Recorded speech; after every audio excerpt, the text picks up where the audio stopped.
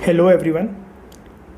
अब हम लोग क्या करेंगे कि ये जो इनसाइट्स का सिक्योर का डॉक्यूमेंट आता है, अप्रैल मंथ से हम लोग इसको स्टार्ट करेंगे, अप्रैल 2020 से। और मेंस पर्सपेक्टिव से भी मेरे को लगा कि लेक्चर्स बनाना हमें ज़रूरी है। मेंस के टॉपिक भी हमारे साइमल्टेनियसली कवर होते रहेंगे, और स्पेशली वो टॉपिक्स जो करंट अफेयर में मेंस के पर्सपेक्टिव से पूछे जा सकते हैं यूपीएससी में। ठीक है, तो अप्रैल 2020 से हम लोग स्टार्ट करेंगे। और सबसे पहले हम लोग स्टार्ट करेंगे जीएस पेपर 3 से। तो इस डॉक्यूमेंट का फ़ायदा क्या होता है कि इसमें वैरायटी ऑफ मैगजीन्स, न्यूज़पेपर्स और या जो भी जर्नल्स होते हैं या जो भी इम्पॉर्टेंट साइट्स होती हैं, सारी इम्पॉर्टेंट इवेंट्स जो एक महीने के अंदर हुई होती हैं वो एक ही डॉक्यूमेंट के अंदर लाकर रख दी जाती हैं। और सबसे इम्पॉर्टेंट बात यही है इस डॉक्यूमेंट की कि मेंस पर्सपेक्टिव से लिखा गया होता है, तो काफ़ी सारी चीज़ें हमारी अनलॉक हो जाती हैं इससे। और साइमल्टेनियसली एक चीज़ आप ये कह सकते हो कि सारे सब्जेक्ट्स हमारे मेंस के पर्सपेक्टिव से एक साथ कवर हो सकते हैं। ठीक है, तो काफ़ी अच्छा डॉक्यूमेंट होता है ये। हम लोग पूरी कोशिश करेंगे हर महीने इसको सारा कवर करने की। जितने भी इंपॉर्टेंट क्वेश्चंस इन डॉक्यूमेंट्स में होंगे, 4 मैगजीन से निकलती हैं सिक्योर की हर महीने, GS paper 1, GS paper 2, GS paper 3 और जीएस पेपर 4 जो एथिक्स का पेपर है उससे रिलेटेड। ठीक है, तो हम लोग स्टार्ट करते हैं सबसे पहले अप्रैल 2020 से जीएस पेपर 3 से। सिलेबस वाइज ब्रेकअप कर रखा होता है इस मैगजीन के अंदर। तो सबसे पहला हमारा जो जीएस पेपर 3 का सिलेबस है, Indian economy and issues related to planning, mobilisation of resources, growth, development and employment, इसको देखेंगे। और इसके अंदर सबसे पहला हमारा क्वेश्चन है ये। ठीक है, जीएस पेपर 3 में सबसे पहला हमारा क्वेश्चन है, with limited physical space and amidst the uncalled financial distress, the onus for economic revival rests with the RBI. Do you agree? इसको हमें एग्जामिन करना है 250 वर्ड्स में। ठीक है, ये जो भी हम डिस्कस करेंगे आप इसको लिखते ज़रूर चलना। थोड़े ही दिनों में आपको एक टेलीग्राम का लिंक प्रोवाइड करूँगा और एक ईमेल आईडी भी दूंगा, जिस पे आपको कोई भी डाउट हो, आप क्वेरी हो, वहाँ पर आप सेंड कर सकोगे। ठीक है, थोड़ा सा उसमें टाइम लगेगा, हमारी टीम उस पर वर्क कर रही है, तो आप वहाँ पर अपने आंसर्स लिख कर भेजा करना। आंसर्स को लिखना ज़रूर। तो कीवर्ड है यहाँ पर एग्जामिन। इन वर्ड्स को इग्नोर नहीं करना चाहिए मैं आंसर राइटिंग करते हुए। काफ़ी एस्पिरेंट्स ये सोचते हैं ऐसे ही फालतू में लिखा हुआ है, ये ऐसे ही नहीं लिखा गया होता है। क्वेश्चन के साथ इन वर्ड्स को अटैच करने का एक पर्पस होता है यूपीएससी का। तो ये जो डायरेक्टिव वर्ड है एग्जामिन, एग्जामिन क्या होता है आप इसके बारे में यहाँ से पढ़ सकते हो। तो फिलहाल हम उससे पहले क्वेश्चन की लैंग्वेज को समझते हैं। क्वेश्चन में बोल रखा है, हमारे देश में लिमिटेड फिजिकल स्पेस होने के साथ साथ जो फाइनेंशियल डिस्ट्रेस की सिचुएशन चल रही है कोरोना वायरस की वजह से, अब इंडिया के अंदर हमें अगर अपनी इकोनॉमिक ग्रोथ को, जो जीडीपी ग्रोथ है उसको अगर दोबारा अगर हमें रिवाइव करना है, इकोनॉमिक प्रोग्रेस अगर हमें इंश्योर करनी है, तो उसकी रिस्पॉन्सिबिलिटी आरबीआई के ऊपर होनी चाहिए। क्या आप एग्री करते हो इस स्टेटमेंट से? हमें इस चीज़ को एग्जामिन करना है 250 वर्ड्स में। तो ये हमने क्वेश्चन की लैंग्वेज देख ली। ठीक है, कीवर्ड्स को देख लेते हैं पहले, क्योंकि एग्जामिन में देखो क्या होता है कि जो टॉपिक होते हैं उनके कीवर्ड्स के ऊपर हमें डिटेल में बात करनी होती है, की फैक्ट्स और इश्यूज़ को रिलेट कर कर आपस में। ठीक है, और यहाँ पर देखो लिखा हुआ है फैक्ट्स और इश्यूज़ इंपॉर्टेंट होते हैं जब भी एग्जामिन करने को हमें बोला जाए। ठीक है, तो हम लोग सबसे पहले देखते हैं फिजिकल स्पेस का क्या मतलब होता है। फिजिकल स्पेस जानने से पहले आप मुझे ये बताइए, फिजिकल वर्ड का क्या मतलब होता है। जब हम बात करते हैं फिजिकल, न्यूज़पेपर्स में आप द हिंदू या इंडियन एक्सप्रेस जो आप पढ़ते होंगे उसमें काफ़ी बार लिखा आता है कि वर्ड फिजिकल क्या मतलब होता है इसका। देखो, फिजिकल जो टर्म होती है, जब भी गवर्नमेंट रेवेन्यू की बात हो ना, सरकार के रेवेन्यू की बात हो, और सरकार के रेवेन्यू कैसे आते हैं, एक एग्जाम्पल के तौर पर हम लोग डिस्कस करते हैं, जैसे टैक्स से आते हैं। टैक्स से सरकार को आमदनी प्राप्त होती है, कुछ रेवेन्यू मिलता है गवर्नमेंट को। ठीक है, तो whenever any matter is related to the revenues of the government, तो उस चीज़ को कहा जाता है फिजिकल। ठीक है, फिजिकल में सिर्फ गवर्नमेंट रेवेन्यूज़ की बात होती है। ठीक है, उस चीज़ को कहा जाता है फिजिकल। तो फिर फिजिकल स्पेस का क्या मतलब होता है? देखो, फिजिकल स्पेस का सिंपल मीनिंग होता है गवर्नमेंट के पास ना बजटरी रूम होना चाहिए। बजटरी रूम का मतलब क्या है? गवर्नमेंट के पास एक तरीके से ना फ्लेक्सिबिलिटी होनी चाहिए। किस मैटर में फ्लेक्सिबिलिटी होनी चाहिए गवर्नमेंट के पास? ताकि गवर्नमेंट जो अभी तक रिसोर्सेज स्पेंड कर रही थी वेरियस पब्लिक पर्पसेस के लिए, वो एक तरीके से कंटिन्यू रहे, वो डिसकंटिन्यू ना हो। ठीक है, और इस चीज़ को हम लोग क्या कहते हैं? Physical sustainability. मतलब गवर्नमेंट के पास इतनी फ्लेक्सिबिलिटी होनी चाहिए कि जब मर्जी वो चाहें जिस भी पब्लिक पर्पसेस के ऊपर वो अपना जो रेवेन्यू था, गवर्नमेंट जो खर्चा कर रही थी वेरियस पब्लिक पॉलिसीज़ पे, वेरियस स्कीम्स पे, वो चलती रहे। इसकी वजह से फिस्कल सस्टेनेबिलिटी जो है, फिस्कल सस्टेनेबिलिटी का मतलब क्या होता है, जहाँ जो अभी पैसा जिन स्कीम्स पे खर्च हो रहा था वो चलता रहे, वो किसी भी तरीके से डिसकंटिन्यू ना हो। सस्टेन मतलब कंटिन्यू रहना, तो फिस्कल सस्टेनेबिलिटी का मतलब क्या है, पैसा जिन जिन एरियाज़ में खर्च हो रहा था वो उन एरियाज़ में कंटिन्यू रहे, वो किसी भी तरीके से डिसकंटिन्यू ना हो। इस चीज़ को इंश्योर करने का मतलब होता है फिस्कल स्पेस। तो ये देखो यहाँ पर थोड़ी सी डेफिनेशन ज़्यादा क्लियर दी हुई है। फिस्कल स्पेस, जैसा कि मैंने आपको बताया, गवर्नमेंट के लिए एक फ्लेक्सिबिलिटी का इंडिकेटर होता है, जिसमें गवर्नमेंट अपनी इट्स स्पेंडिंग चॉइसेस में फ्लेक्सिबिलिटी को इंश्योर कर सकती है कि उन्हें किस किस सेक्टर्स में खर्च करना है। जैसे ये सेक्टर्स हैं 4, तो अगर हम लोग ये बोल रहे हैं कि गवर्नमेंट के पास इतने रिसोर्सेज हैं कि ए सेक्टर्स में ज़्यादा पैसे की ज़रूरत है, तो गवर्नमेंट यहाँ ज़्यादा पैसा खर्च करने के केपेबल है, काबिल है, तब हम लोग कह सकते हैं कि गवर्नमेंट के पास फिस्कल स्पेस है to spend money and resources in sector A, क्योंकि इस सिचुएशन में सेक्टर ए को पैसों की ज़्यादा ज़रूरत है। ठीक है, तो एक तो बात होती है इसमें फ्लेक्सिबिलिटी की, और दूसरा फिस्कल स्पेस हमें ये भी दिखाता है कि गवर्नमेंट की फाइनेंशियल वेलबींग कैसी है, गवर्नमेंट कितनी फाइनेंशियली सक्षम है अलग अलग सेक्टर्स पे ज़रूरत में पैसा खर्च करने के लिए, और अपनी स्पेंडिंग चॉइसेस जो हैं गवर्नमेंट की वो रिस्ट्रिक्टेड ना रहें। ठीक है, वो एक तरीके से लिमिटेड ना रहें। जो गवर्नमेंट वेरियस सेक्टर्स में कंटिन्यू कर रही है स्पेंडिंग, वो कंटिन्यू ही रहनी चाहिए, वो किसी भी तरीके से डाइल्यूट नहीं होनी चाहिए। ठीक है, उसके बाद यहाँ पर ये जो आंसर आपको लिखना है उसका स्ट्रक्चर समझाया जाता है कि क्या इंट्रोडक्शन होगा, क्या बॉडी होगी, क्या कंक्लूजन होगा। डिस्कशन देखो जब हम लोग कर लेंगे ना पूरे टॉपिक की, तो ये जो स्ट्रक्चर है ऑटोमेटिकली आपको क्लियर हो जाएगा। इस पर ज़्यादा परेशान होने की ज़रूरत नहीं है आपको। आप चाहो तो थोड़ा सा इनोवेटिव भी हो सकते हो। मोर और लेस चीज़ें ऐसी 19-20 के रेशियो में ही रहती है कि 19-20 का फ़र्क होता है। तो एक बारी जब हम लोग डिस्कस कर लेंगे तो ऑटोमेटिकली एक जो डिस्कशन में हमारा जो स्ट्रक्चर का एक जो फ्लो है वो मेंटेन रहेगा। उसी तरह का स्ट्रक्चर जो है आपको अपने आंसर में मेंटेन करना है। आंसर्स आप लोग लिखना ज़रूर, ठीक है, सिर्फ सुनने से कुछ नहीं होगा। इंट्रोडक्शन में राइटर सबसे पहले बोलते हैं कि कोरोना वायरस के चलते जो वर्ल्ड की मेजर इकोनॉमीज़ हैं वो श्रिंक होने लगी हैं, उनमें फाइनेंशियल डिस्ट्रेस बहुत ज़्यादा बढ़ने लगा है। और कोविड-19 का जो ये पेंडेमिक आया है, जो ये महामारी आई है, ये एक ऐसे टाइम पे आई है जब वर्ल्ड इकोनॉमी जो है वो अभी तक रिकवर भी नहीं हुई थी। जो बड़े टाइम से यूएस चाइना का ट्रेड वॉर चल रहा था, है ना, यूएस चाइना का जो ट्रेड वॉर चल रहा था बड़े टाइम से, उसका जो इम्पैक्ट था ग्लोबल इकोनॉमी के ऊपर वो अभी तक पूरी तरीके से मिटा नहीं था। और ऊपर से ये कोरोना वायरस की महामारी आ गई वर्ल्ड में। इसकी वजह से क्या हुआ है, वर्ल्ड की मेजर इकोनॉमीज़ में फाइनेंशियल डिस्ट्रेस बहुत ज़्यादा बढ़ा है। और इंडिया जैसी कंट्रीज़ में, जो कि डेवलपिंग कंट्रीज़ हैं, इनमें फाइनेंशियल डिस्ट्रेस जो ऑलरेडी हमारे, जैसे इंडिया की हम लोग बात करें, राइटर ये बोलते हैं फाइनेंशियल डिस्ट्रेस हमारे इंडिया में फाइनेंशियल ईयर 2018 से ही काफ़ी ज़्यादा ख़राब था, बहुत ज़्यादा बढ़ रहा था हमारे देश का फाइनेंशियल डिस्ट्रेस। अब वो कोरोना वायरस के चलते जो वर्ल्ड की मेजर इकोनॉमीज़ हैं जो कनेक्टेड हैं, जिसकी वजह से इंडिया जैसी कंट्रीज़ को भी बहुत ज़्यादा ट्रेड में नुकसान उठाना पड़ा है। तो हमारा जो फाइनेंशियल डिस्ट्रेस की जो सिचुएशन चली आ रही थी 2018 से, कोरोना वायरस बीमारी के चलते हमारी सिचुएशन, जो इकोनॉमिक सिचुएशन है, और भी ज़्यादा ख़राब होने लगी है। तो यही सब बातें हमने डिस्कस करी। देखो, जो कॉन्स्टेंटली इवॉल्विंग जो कोरोना वायरस की जो महामारी है उसने ग्लोबल इकोनॉमी को काफ़ी हद तक बर्बाद कर दिया है। और ये ऐसे टाइम पे हुआ है जब जो ग्लोबल इकोनॉमी थी वो ऑलरेडी हिली हुई थी यूएस चाइना ट्रेड वॉर की वजह से। इंडिया की जो फाइनेंशियल सिचुएशन जो ख़राब है, जो इंडिया में फाइनेंशियल डिस्ट्रेस है, वो और भी ज़्यादा तेज़ हो गया है इस महामारी के चलते।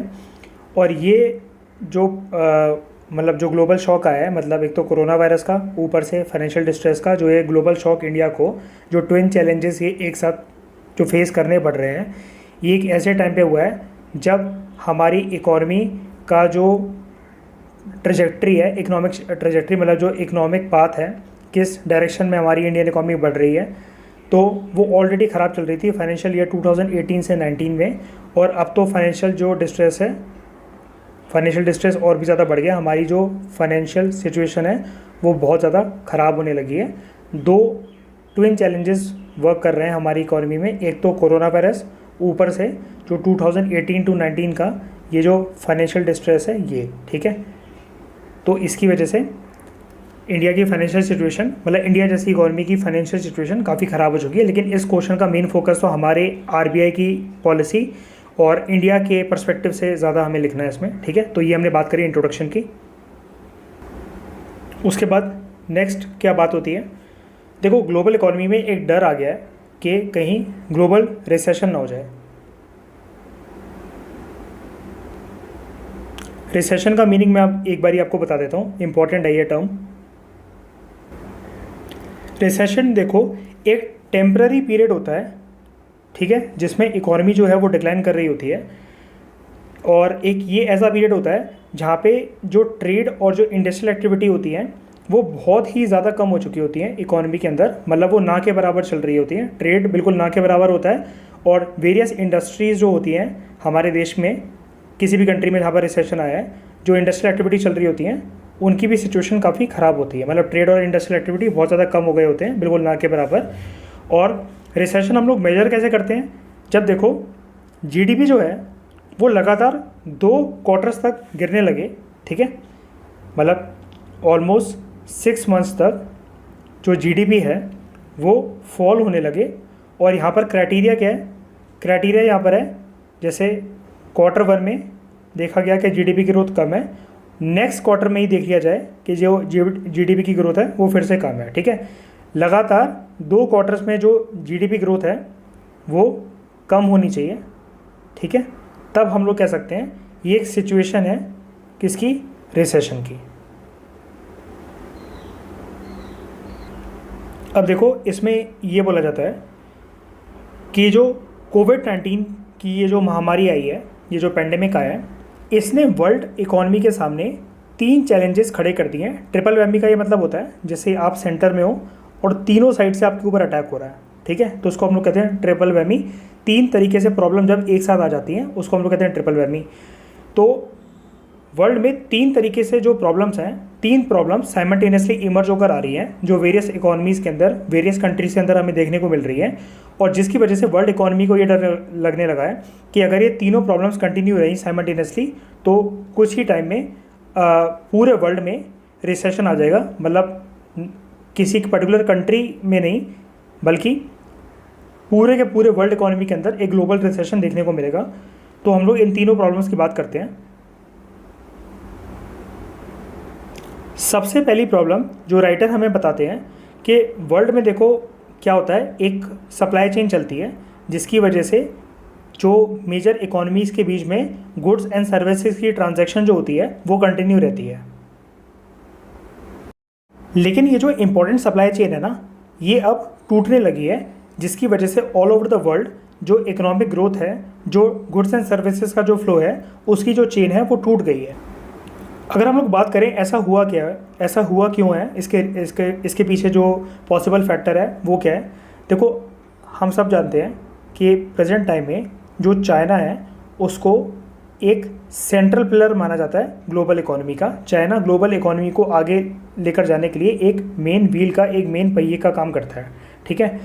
अब जब कोरोना वायरस पैंडेमिक आया, ये जब महामारी आई, तो चाइना ने इस पैंडेमिक को कंट्रोल करने के लिए बहुत ही ज़्यादा इम्पॉर्टेंट स्टेप्स लिए और स्ट्रिक्ट स्टेप्स लिए, जिसकी वजह से सबसे पहला जो स्टेप लिया गया वो ये लिया गया कि जो मेजर इंडस्ट्रीज़ हैं चाइना के अंदर, जो वर्ल्ड को बहुत ज़्यादा गुड्स सप्लाई करती हैं, वो काफ़ी दिनों तक बंद रही, क्योंकि वहाँ पर सैनिटाइजेशन का काम वगैरह चल रहा था, जो वर्कर्स थे उनको क्वारंटीन में रखा जा रहा था।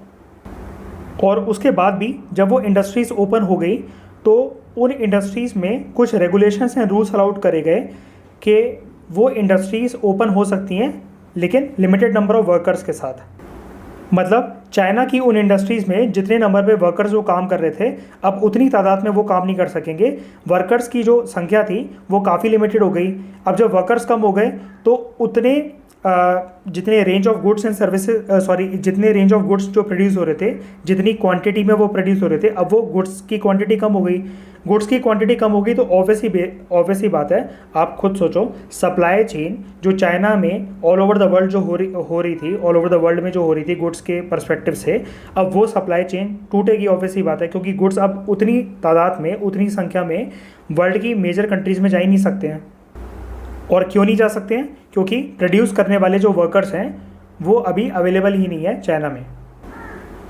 तो यहाँ पर देखो, हमने जो पहली प्रॉब्लम है वर्ल्ड इकॉनमी जो फेस कर रहा है कि सप्लाई चेन जो है उसमें काफ़ी ज़्यादा डिस्ट्रप्शन आया है रेंज ऑफ इंडस्ट्रीज़ में।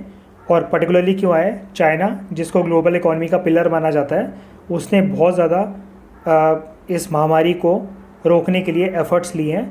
और बात सिर्फ देखो चाइना की नहीं है, चाइना के अलावा और भी तो कंट्रीज़ ने रिस्ट्रिक्शंस लगाई है ना। सप्लाई चेन इस तरीके से भी तो इफ़ेक्ट हुई है कि जो फ़्लाइट्स आ रही थी और मान लो कि उन फ़्लाइट्स में कुछ गुड्स आ रहे थे, कुछ माल आ रहा था, तो मेजर वर्ल्ड की जो कंट्रीज़ हैं उन्होंने भी तो अपने जो बॉर्डर्स हैं उसको क्या कहते हैं, उस पर सील लगा दी है कि अब जो फ़्लाइट्स हैं चाइना जैसी कंट्रीज से, या जो माल है चाइना से अगर वेरियस इकॉनमी के अंदर जा रहा है, तो ये सारी जो इकॉनमीज़ हैं इन्होंने भी तो अपनी बॉर्डर्स पे सील लगा रखी, मतलब क्लोज़ कर रखे अपने बॉर्डर्स।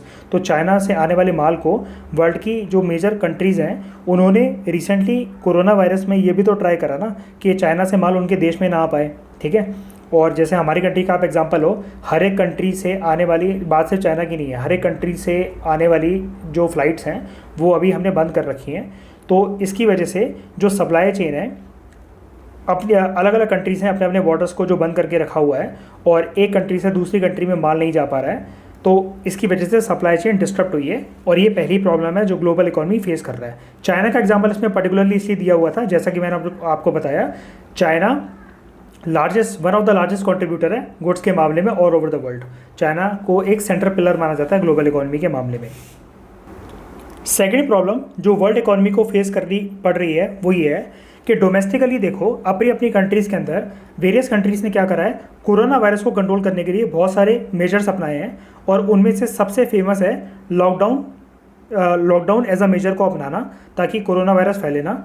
अब लॉकडाउन में देखो क्या हो रहा है, जो पब्लिक है वो घर पर बैठी है, वो काम करने वाले जो बाकी सारे वर्कर्स हैं वो जा नहीं पा रहे हैं। और इंडिया में तो ये देखने को मिल रहा है कि वर्कर्स का लार्ज स्केल पे माइग्रेशन हो रहा है। वो अपने अपने जो विलेजेस हैं या जहाँ पर भी अपनी नेटिव प्लेस पे वो रहते हैं, वो जिस सिटीज़ में काम करते थे उन सिटीज़ को, उन एरियाज़ को, उन अर्बन सेंटर्स को छोड़कर अपने गांव लौट रहे हैं।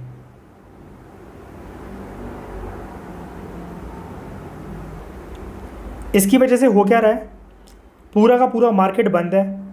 अब मार्केट बंद है तो ये जो शॉप्स हैं पर्टिकुलर, इनमें कुछ प्रोड्यूस ही नहीं हो पा रहा है, ठीक है। अब प्रोड्यूस अगर नहीं हो रहा है तो उसका रीज़न ये भी तो है ना कि लोगों की साइड से मार्केट के अंदर डिमांड भी तो नहीं है ना गुड्स की, ठीक है। मतलब जो डिमांड है, डिमांड की साइड से वर्ल्ड इकॉनमी को शॉक्स देखने को मिल रहे हैं, जिसको हम लोग कहते हैं डिमांड शॉक्स, ठीक है। डिमांड शॉक्स क्या होते हैं कि वर्ल्ड इकॉनमी के अंदर जो गुड्स को लेकर जो डिमांड्स हैं, अब जब डिमांड होगी मार्केट में तभी तो इंडस्ट्री, तो जो फैक्ट्रीज हैं वो गुड्स को प्रोड्यूस करेगी। डिमांड है ही नहीं मार्केट के अंदर तो क्या प्रोड्यूस करें, ठीक है। तो इसकी वजह से क्या है कि एक जो पूरी साइकिल है ना वो रुक गई है, लोग डिमांड नहीं कर रहे हैं, तो और दुकानें भी बंद है ऊपर से, ठीक है। लॉकडाउन की सिचुएशन चल रही है और बहुत सारे जो वर्कर्स हैं वो अपनी नेटिव प्लेस में जा रहे हैं इंडिया जैसी कंट्रीज़ के अंदर, और डेथ जो है वो इतने लार्ज स्केल पे हो रही हैं। तो ये जो डिमांड की ये जो पूरी एक चेन है, ये पूरी चेन टूट गई है, जिसकी वजह से इंडस्ट्रीज़ भी जो हैं वो भी ओपन नहीं हो पा रही है लॉकडाउन की वजह से। वर्कर्स को एम्प्लॉय करने के लिए ऊपर बड़ी सारी कंट्रीज़ ने रिस्ट्रिक्शन लगा दी है कि आप 20% 30% वर्कर्स के साथ ही काम करो, ज़्यादा वर्कर्स आप एम्प्लॉय नहीं कर सकते हो, जैसे चाइना के केस में हमने देखा। तो डिमांड की ये जो पूरी चेन है वो टूट गई है। तो देखो सेकेंड प्रॉब्लम इसी वजह से आई है कि ये जो डिमांड साइड शॉक्स हैं वो काफ़ी बढ़ गए हैं, ठीक है। किस वजह से बढ़ गए हैं? डोमेस्टिकली वेरियस कंट्रीज़ ने जो कंटेनमेंट मेजर्स अपनाए हैं, जैसे लॉकडाउन, तो इन सारे मेजर्स की वजह से वेरियस कंट्रीज़ में गुड्स को लेकर, सर्विसेज को लेकर डिमांड ही नहीं है। जब डिमांड ही नहीं है तो जो प्रोडक्शन है वो बिल्कुल ठप पड़ी हुई है, कुछ प्रोड्यूस ही नहीं हो रहा है इकॉनमी के अंदर। तो ये सेकेंड प्रॉब्लम है जो वेरियस कंट्रीज़, वेरियस वर्ल्ड की इकॉनमीज फेस कर रही हैं। थर्ड प्रॉब्लम जो डिस्कस करी गई है, तो राइटर हमें ये बोलते हैं जो तीसरी प्रॉब्लम है जो वर्ल्ड इकॉनमी फेस कर रहा है वो है फाइनेंशियल शॉक्स की प्रॉब्लम। और ये फाइनेंशियल शॉक वर्ल्ड में देखने को क्यों मिल रहा है? डॉलर क्रंच की वजह से। ठीक है, डॉलर क्रंच का कंसेप्ट जानने से पहले आप सबसे पहले मेरे को ये बताओ क्रेडिट क्रंच क्या होता है। देखो क्रेडिट क्रंच का कंसेप्ट देखो क्या होता है। इकॉनमी के अंदर मान लो किसी भी एक सिचुएशन के अंदर फाइनेंशियल शॉक की एक सिचुएशन पैदा हो जाती है। अब फाइनेंशियल शॉक की एक सिचुएशन क्या होगी? जैसे रिसेशन। ठीक है, financial shock for example recession, ऐसी सिचुएशन में क्या होता है कि देश में पैसा नहीं रहता है। ठीक है, अब पैसा नहीं रहता या पैसा बहुत कम रहता है तो इसकी वजह से होता क्या है, जो फाइनेंशियल इंस्टीट्यूशंस होते हैं ना देश में, जैसे फॉर एग्जांपल बैंक, तो बैंक क्या करते हैं, बैंक जो लैंड करते हैं ना, जो लोन्स बैंक देते हैं उसमें काफ़ी ज़्यादा कमी आ जाती है। बैंक्स वेरियस बोरोवर्स को लोन ले देते हैं, लोन देने से मना कर देते हैं। उनकी फाइनेंशियल इंस्टीट्यूशंस की लैंडिंग एक्टिविटीज़ में बहुत ज़्यादा कमी आ जाती है। लोन जैसी एक्टिविटीज़ में बैंक बचते हैं कि मतलब लोन ना देना पड़े उनको। ठीक है, ऐसा क्यों होता है? क्योंकि इकोनॉमी के अंदर एक तो देखो वैसे ही पैसा बहुत कम होता है। बैंक को ये लगता है, financial institutions for example bank को ये लगता है अगर वो पैसा दे देंगे वेरियस बोरोवर्स को तो हो सकता है कि उनका पैसा जो है वो रिकवरी ना हो पाए, जो बोरोवर्स हैं वो बैंकरप्ट हो जाएं। ठीक है, और उनका जो प्रॉफिट है वो तो छोड़ ही दो, प्रॉफिट तो आएगा, जितना पैसा उन्होंने एक तरीके से लोन के अमाउंट पे दिया था क्या पता उतना भी पैसा रिकवर ना हो पाए। तो इस चीज़ का जो डर लगता है ना बैंक्स को, इसकी वजह से various financial institutions various countries में लोन देने से कतराते हैं, वो लोन देने से मना कर देते हैं। अब मेरे को आप एक बात बताओ, बैंक ही तो एक ऐसा फाइनेंशियल इंस्टीट्यूशन होता है वेरियस कंट्रीज़ में जो लार्ज अमाउंट पे जो क्रेडिट होता है वो बोरोवर्स को देता है। अब जब बैंक लोन ही नहीं दे रहे हैं, लोन देने से जब वेरियस बैंक्स हैं जो कंट्री को वो मना कर रहे हैं, तो इसकी वजह से होगा क्या, जो बोरोवर्स हैं उनको ह्यूज अमाउंट ऑफ मनी जो चाहिए वेरियस एक्टिविटीज़ में इन्वेस्ट करने के लिए, तो वो इन्वेस्टमेंट एक्टिविटी नहीं हो पाएगी। अब देश में इन्वेस्टमेंट नहीं हो पाएगी तो नए जो प्रोजेक्ट्स हैं वो स्टार्ट नहीं हो पाएंगे। नए प्रोजेक्ट्स ना स्टार्ट होने की वजह से जो एम्प्लॉयमेंट अपॉर्चुनिटीज़ है वो क्रिएट नहीं होंगी, और उसकी वजह से अल्टीमेटली होगा क्या, देश की इकोनॉमिक ग्रोथ या जिसको आप कहो जीडीपी, इसका जो ट्रेंड है वो डाउनवर्ड हो जाएगा। ठीक है, ये पूरी की पूरी एक साइकिल मतलब क्रिएट कर देगी क्रेडिट क्रंच की सिचुएशन। अब देखो आपको डॉलर क्रेडिट क्रंच का जो कंसेप्ट है वो बहुत आराम से समझ में आ जाएगा। आप सब जानते होंगे वर्ल्ड का जो मेजर ट्रेड होता है, फिर चाहे वो कोई कंपनीज करे या इंडिविजुअल करें, वर्ल्ड का मेजर ट्रेड जो कैरी आउट होता है गुड्स एंड सर्विसेज की टर्म्स में, वो डॉलर की टर्म्स में होता है। ठीक है, जैसे कोई कंपनी है वो लार्ज स्केल पे इंटरनेशनल ट्रेड वो कर रही है, तो पैसे का जो लेन देन का मामला होगा ना वो डॉलर्स में ही होगा। ठीक है, तो इस कंपनी को जाहिर सी बात है अगर डॉलर्स में इंटरनेशनल ट्रेड हो रहा है तो इस कंपनी को डॉलर्स काफ़ी ज़्यादा चाहिए पड़ेंगे। ठीक है, ताकि डॉलर्स में पेमेंट करी जा सके और डॉलर्स में ही कमाई आए। अब हो क्या रहा है, जो इंटरनेशनल ट्रेड है वो हो नहीं रहा है। ठीक है, कोरोना वायरस के चलते वर्ल्ड, जैसा कि मैंने आपको बताया, वर्ल्ड की मेजर इकोनॉमीज ने अपने बॉर्डर्स को बंद करके रखा हुआ है, तो जो डॉलर्स का इन्फ्लो है वेरियस कंट्रीज़ में वो हो ही नहीं पा रहा है। डॉलर में काफ़ी ज़्यादा कमी आ गई है वर्ल्ड के अंदर। अब डॉलर में कमी कैसे आई है इस चीज़ को समझो। कोई कंपनी या जो इंडिविजुअल हैं अब वो वर्ल्ड में ट्रेड ही नहीं कर पा रहे हैं, गुड्स का जो ट्रेड है वो हो ही नहीं पा रहा है वर्ल्ड की मेजर कंट्रीज़ के अंदर। अब जब गुड्स का ट्रेड नहीं हो पा रहा है तो इनके पास ना तो डॉलर आ रहा है और ना अपनी डेट को जो एक तरीके से मतलब जो कर्ज़ा वगैरह या कुछ भी इन्होंने बैंक से लोन वगैरह अमाउंट लिया हुआ है इंटरनेशनल बैंक्स वगैरह से, जो इनको डॉलर में जो पैसे देने हैं उस डेट में भी किसी तरह की कोई कमी नहीं आ पा रही है। किसकी वजह से ये सब हो रहा है? ये हो रहा है डॉलर की कमी की वजह से। ठीक है, और ये डॉलर की कमी आई क्यों है? ये आई है डॉलर क्रेडिट क्रंच की वजह से, और क्रेडिट क्रंच आता किस लिए? रिसेशन की वजह से। ठीक है, अब क्योंकि रिसेशन की एक टेंडेंसी क्रिएट हो गई है वर्ल्ड इकॉनमी के अंदर और ट्रेड नहीं हो रहा है, और वर्ल्ड का मेजर ट्रेड जैसा कि मैंने आपको बताया वो डॉलर में होता है, डॉलर एज अ करेंसी में होता है। तो जब ट्रेड ही नहीं हो रहा है तो डॉलर एज अ करेंसी ना किसी के पास आ पा रही है ना किसी के पास जा पा रही है। तो वेरियस जो पैसे हैं, जो लेन देन का मामला है, जो किसी को अपना अमाउंट जो है वो सेटल करना है, ठीक है, कोई कॉस्ट है वो इनकर करनी है, अपना जो लोन है वो रीपे करना है वेरियस बैंक्स को, तो उन सारी एक्टिविटीज़ के लिए डॉलर की अच्छी खासी ज़रूरत है। लेकिन क्योंकि सारी एक्टिविटीज़ रुकी हुई हैं तो डॉलर भी रुका हुआ है। और डॉलर क्योंकि वर्ल्ड इकॉनमी के अंदर एक, आप कह सकते हो, सबसे मजबूत करेंसी का पिलर माना जाता है, इसलिए डॉलर क्रेडिट क्रंच का एक कंसेप्ट ये कहता है कि अगर ऐसा कोई भी क्रेडिट क्रंच आता है डॉलर के अंदर तो उससे वर्ल्ड में एक रिसेशन की जो टेंडेंसी है वो और ज़्यादा बढ़ जाती है और वर्ल्ड फाइनेंशियल शॉक की तरफ चला जाता है, ठीक है। देखो एक इम्पॉर्टेंट बात और, इन सारे कंसेप्ट्स में आप कंफ्यूज मत होना, रिवाइज बिल्कुल कर लेना अगर कहीं पर भी दिक्कत है।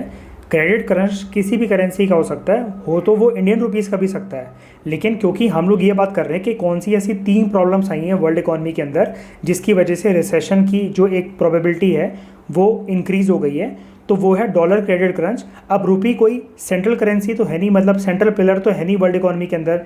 रुपीज़ क्या हर जगह यूज़ होता है क्या ट्रेड को यूज़ करने में, या आप ट्रेड अमाउंट कहीं से भी किसी कंट्री से आपने कोई गुड मंगवाया, आपने सपोज़ करो जर्मनी से कुछ पीपीई किट्स मंगवाई, आपने पर्सनल प्रोटेक्टिव इक्विपमेंट किट्स मंगवाई, तो अब रुपीज़ में थोड़ी ना क्लेम को सेटल करोगे। जनरली जो कंट्रीज़ का जो लेन देन चलता है वर्ल्ड इकॉनमी के अंदर वो डॉलर को ही सेंट्रल करेंसी मान के हर कोई एक्सेप्ट कर लेता है, मतलब डॉलर को सारी कंट्रीज ऑलमोस्ट एक्सेप्ट कर लेती है डॉलर को। अब रुपी कोई नॉन करेंसी तो बहुत ज़्यादा है नहीं, तो रुपी को जनरली दूसरी कंट्रीज स्पेशल एग्रीमेंट में हो सकता है आपसे एक्सेप्ट कर ले, लेकिन जनरली एक्सेप्टेबल नहीं होता है रुपी, ठीक है। तो डॉलर क्रेडिट क्रंच, क्योंकि डॉलर इतना इंपॉर्टेंट है, तो डॉलर क्रेडिट क्रंच होने की वजह से वर्ल्ड एक फाइनेंशियल शॉक की तरफ चला जा रहा है। और वो फाइनेंशियल शॉक क्या है? For example recession. तो ये देखो जितनी डिस्कशन अभी हमने करी उसी के बेसिस पे ये देखो तीसरा पॉइंट हमारा क्लियर हो जाता है। फाइनेंशियल शॉक की जो प्रोबेबिलिटी है वो एक तो बढ़ने लगी है और यूएस डॉलर का क्रेडिट क्रंच होने लगा है, ठीक है। तो ये जो तीनों प्रॉब्लम्स हमने डिस्कस करी ना, कि सप्लाई चेन का डिस्टर्ब होना, दूसरा डिमांड साइड शॉक्स जो हो रहे हैं लॉकडाउन वगैरह की वजह से, और फाइनेंशियल शॉक जो हो रहे हैं डॉलर क्रेडिट क्रंच वगैरह होने की वजह से, ये जो 3 प्रॉब्लम्स एक साथ वर्ल्ड को देखने को जो मिल रही है, तो ऐसा अनुमान लगाया जा रहा है, ऐसी एक्सपेक्टेशन लगाई जा रही है कि हो सकता है आने वाले कुछ ही टाइम में जो all over the world economy है वो ग्लोबल रिसेशन की तरफ चला जाए। उसके बाद देखो यहाँ पर लिखा हुआ है इंडिया की करंट फाइनेंशियल सिचुएशन क्या है, इसको हम लोग देखते हैं। और ऊपर याद करो हमने क्या पढ़ा था, 2018-19 से ही इंडिया की फाइनेंशियल सिचुएशन जो है वो काफ़ी ख़राब चल रही है। तो ये देखो 2 पैरामीटर्स मैं आपको दिखाता हूँ। अगर आप बात करो, ये जो आप ग्रीन वाले एरो देख रहे हो, ये ग्रीन वाले एरो सिंबलाइज करते हैं एनुअल रियल जीडीपी ग्रोथ को। तो फाइनेंशियल ईयर 2012 की अगर आप लोग बात करो तो वहाँ पर एनुअल रियल जीडीपी ग्रोथ थी 6.7%, और अब देखो कितनी है 4.78% फाइनेंशियल ईयर 2020 में। और हमने क्या पढ़ा था, 2018 से ही इंडिया की जो इकोनॉमिक जो ग्रोथ है वो काफ़ी कम चल रही है। तो ये देखो 2018 फाइनेंशियल ईयर 7.17% थी और अभी कितने पर आ गई है 4.78% पर, ठीक है। तो ये आप देख रहे हो कितना डाउनवर्ड ट्रेंड है इंडिया की इकोनॉमिक ग्रोथ का। अगर हम लोग बात करें कि क्या पॉसिबल रीजंस हैं इंडिया की इतनी ख़राब फाइनेंशियल सिचुएशन या इकोनॉमिक ग्रोथ होने के लिए, देखो हमारी इकोनॉमिक ग्रोथ को सबसे पहला झटका लगा था 2016 में डीमोनेटाइजेशन की वजह से, मतलब नोटबंदी की वजह से। हमारी इकॉनमी डीमोनेटाइजेशन के शौक से रिवाइव होना भी शुरू नहीं हुई थी कि उससे पहले ही जीएसटी इंट्रोड्यूस कर दिया गया। तो डीमोनेटाइजेशन और जीएसटी ने ट्विन चैलेंजेस की तरह, ट्विन फैक्टर की तरह काम करा हमारी इकोनॉमिक ग्रोथ के डाउनवर्ड ट्रेंड के लिए। अब एक्सपर्ट्स जो हैं, इकोनॉमिक एक्सपर्ट्स, वो क्यों ऐसा बोलते हैं कि जीएसटी और डीमोनेटाइजेशन अच्छे नहीं है। देखो हो सकता है इनको अच्छे इंटेंशन के साथ इंट्रोड्यूस करा गया हो, लेकिन सबसे ज़्यादा जो एक तरीके से आप कह सकते हो नेगेटिव इम्पैक्ट जो डीमोनेटाइजेशन जीएसटी का आया है वो इनफॉर्मल सेक्टर पर आया है। जो इनफॉर्मल इकोनॉमी में वर्कर्स काम करते थे, जिनके पास फिक्स्ड एम्प्लॉयमेंट अपॉर्चुनिटी नहीं होती है, उनका जो एम्प्लॉयमेंट टेन्योर होता है वो काफ़ी अनसर्टेन होता है। तो बोथ जीएसटी एंड डीमोनेटाइजेशन जो एक्सरसाइज थी, उन्होंने काफ़ी ज़्यादा हर्ट करा इनफॉर्मल सेक्टर को। तो देखो ये सारे पॉइंट्स हमने कवर कर लिए हैं डीमोनेटाइजेशन एक्सपेरिमेंट के बाद, जिसकी वजह से काफ़ी ज़्यादा इकोनॉमिक शॉक्स देखने को मिले। सेकंड फैक्टर जो है वो है जीएसटी, और ये जो दोनों सप्लाई साइड मेजर्स थे, मतलब डीमोनेटाइजेशन और जीएसटी, हो सकता है इनका इंटेंशन अच्छा हो, लेकिन इनकी वजह से इकोनॉमिक डिस्ट्रप्शंस काफ़ी आए। कैसे? स्लो डाउन देखने को मिला हमें इनफॉर्मल सेक्टर के अंदर, ठीक है। और इनफॉर्मल सेक्टर तो देखो एक बहुत इंपॉर्टेंट पिलर है हमारी इकॉनमी का। वर्कर्स जो हैं कितना ज़्यादा हमारी इकॉनमी को स्ट्रॉन्ग बनाते हैं, आप जान ही सकते हो। हर सेक्टर में वर्कर्स की ज़रूरत तो पड़ती है। तो इनफॉर्मल सेक्टर का जो ग्रोथ रेट था वो डाउनवर्ड था, ठीक है। आगे बात करते हैं। नेक्स्ट फैक्टर जो इंडिया की पुअर इकोनॉमिक ग्रोथ के लिए बताया जाता है, तो राइटर हमें बताते हैं कि बैंक की परफॉर्मेंस तो देखो ऑलरेडी ख़राब चल रही थी काफ़ी ज़्यादा, और उसके पीछे रीज़न क्या है? रीज़न है एनपीएस का कॉन्टीन्यूसली राइज होना, मतलब नॉन परफॉर्मिंग एसेट्स का बढ़ना। एनपीएस के बारे में देखो मैं आपको बता देता हूँ कि एनपीएस होते क्या है। सपोज़ करो एक कोई पर्सन है एबीसी, उसने एक पर्टिकुलर बैंक से लोन अमाउंट लिया, ठीक है। अब कोई भी लोन अमाउंट जब आप लेते हो तो उसमें दो तरह की पेमेंट्स होती हैं जो आपको बैंक को करनी पड़ती है। एक जिसको हम लोग कहते हैं प्रिंसिपल अमाउंट, और दूसरा होता है इंटरेस्ट अमाउंट, ठीक है। प्रिंसिपल अमाउंट मतलब क्या कि जितना आपने बैंक से लोन लिया था, और जैसे सपोज़ करो ये है आपने 1 करोड़ रुपए का बैंक से लोन लिया था। अब लोन का मतलब क्या होता है? You have to return the loan amount, मतलब principal amount along with the interest rate ना। तो उस पर जैसे सपोज़ कर लो हो सकता है 2% इंटरेस्ट रेट हो, 5% हो, 10% हो, जितना मर्जी हो, वो तो बैंक टू बैंक डिपेंड करता है। लेकिन प्रिंसिपल अमाउंट वो होता है जो टोटल अमाउंट बैंक ने आपको लोन की तरह दिया होता है, और उस अमाउंट पे आप बैंक को कुछ इंटरेस्ट भी देते हो, मतलब बैंक आपसे कुछ ब्याज भी वसूलता है टोटल अमाउंट पे, ठीक है। तो अब देखो जब किसी पर्सन ने एबीसी पर्सन ने बैंक से लोन लिया और 90 डेज़ तक, याद रखना मिनिमम 90 डेज़ तक बैंक को ना तो अपना प्रिंसिपल अमाउंट मिल पाया ना ही इंटरेस्ट मिल पा रहा है बिल्कुल भी, ठीक है। मतलब ब्याज तो छोड़ो, बैंक क्या ही कमाएगा, जितना बैंक ने दिया था उतना भी बैंक को वापस नहीं आ पा रहा है 90 दिनों तक। तो वो जो एसेट है बैंक का, मतलब देखो लोन तो बैंक के लिए एसेट होते हैं ना एक तरीके से। एसेट मतलब एक ऐसी चीज़ जिससे बैंक को प्रॉफिट हो, क्योंकि लोन्स जब बैंक देंगे किसी एक पर्सन को तो उनको लोन अमाउंट तो वापस मिलेगी, प्लस ये जो इंटरेस्ट पेमेंट है ये भी वापस मिलेगी। मतलब अगर हम लोग इसको टेक्निकल टर्म्स में बोले तो bank will get principal amount along with the interest amount. लेकिन 90 डेज़ तक, जैसा कि मैंने आपको बताया, जब बैंक को अपना ना तो प्रिंसिपल अमाउंट वापस मिल पा रहा है 90 दिनों तक, ठीक है, और ना ही इंटरेस्ट अमाउंट वापस मिल पा रहा है, then that particular loan will be classified as non performing asset, ठीक है। ये होता है एनपीए। अब बैंक को तो इसका मतलब घाटा हो गया उस लोन को देकर, है ना, क्योंकि बैंक तो ये सोच रहा था कि इंटरेस्ट हमारा उस लोन अमाउंट से आएगा तो हम थोड़ा प्रॉफिट कमाएंगे। यहाँ पे प्रॉफिट कमाना तो दूर की बात है, बैंक को तो बल्कि घाटा हो गया, लॉस हो गया। अब इसके पीछे रीज़न क्या होता है कि बैंक का एनपीएस क्यों बढ़ रहा है? तो जनरली एक्सपर्ट्स ये कहते हैं उसके पीछे रीजंस हैं, एनपीए बढ़ने के पीछे रीज़न है क्रॉनी कैपिटलिज्म बढ़ना। देखो क्रॉनी कैपिटलिज्म क्या होता है? ऐसा माना जाता है कि कुछ पॉलिटिशियंस जो होते हैं उनका बैंक्स के साथ नेक्सस होता है, मतलब अच्छा खासा कनेक्शन होता है, लिंक्स होता है, ठीक है। अब पॉलिटिशियन कोई जो है वो बैंक को अगर कोई कुछ काम करने के लिए बोले, तो अगर वो अच्छा खासा पॉलिटिशियन है जिसका अच्छा खासा नाम है देश के अंदर, कोई वो यूनियन मिनिस्टर है, तो आप खुद समझ सकते हो कि बैंक्स ऐसे केस में इस पॉलिटिशियन की बात नहीं टालेंगे।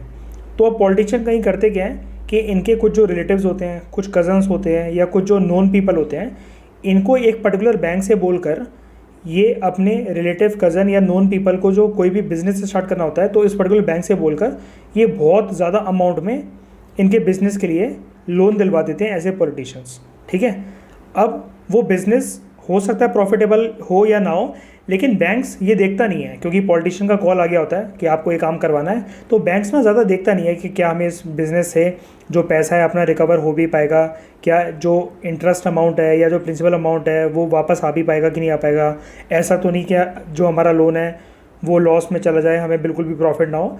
तो ये सब जो प्रॉफिट लॉस की जो चीज़ें होती है ना, बैंक्स नहीं इनको इग्नोर करता है, क्योंकि पॉलिटिशियन जस्ट बिकॉज उनको बोल दिया होता है, या फिर बैंक के किसी मैनेजर का किसी पॉलिटिशियन के साथ काफ़ी अच्छा नेक्सस होता है। तो ऐसे केस में होता क्या है, फ्यूचर में जो बैंक का जो एनपीए होता है, ठीक है, अब जैसे जो पॉलिटिशियन ने बोल के अपने कज़न के लिए जो लोन सैंक्शन करवाया बैंक से, वो बिज़नेस डूब गया या इतना नहीं चल पाया या वो अनप्रॉफिटेबल रहा वो बिज़नेस, तो बैंक का तो पैसा गया ना।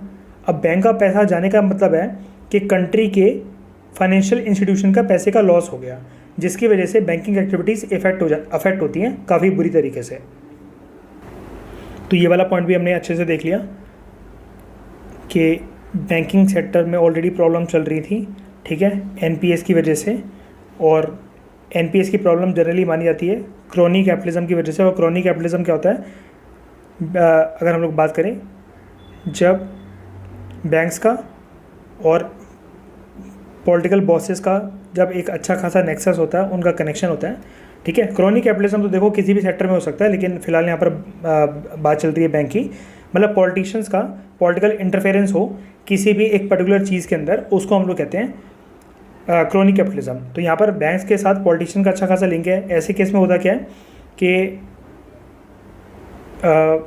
किसी भी अननोन पर्सन को लेंडिंग कर दी जाती है उसके पर्टिकुलर बिजनेस के लिए, क्योंकि पॉलिटिशियन ऐसा कहा होता है, और बैंक जो होते हैं उस पर्टिकुलर बिजनेस में लोन्स देने के टाइम पे प्रॉफिट और लॉस को अच्छे से कैलकुलेट नहीं करते हैं, ठीक है।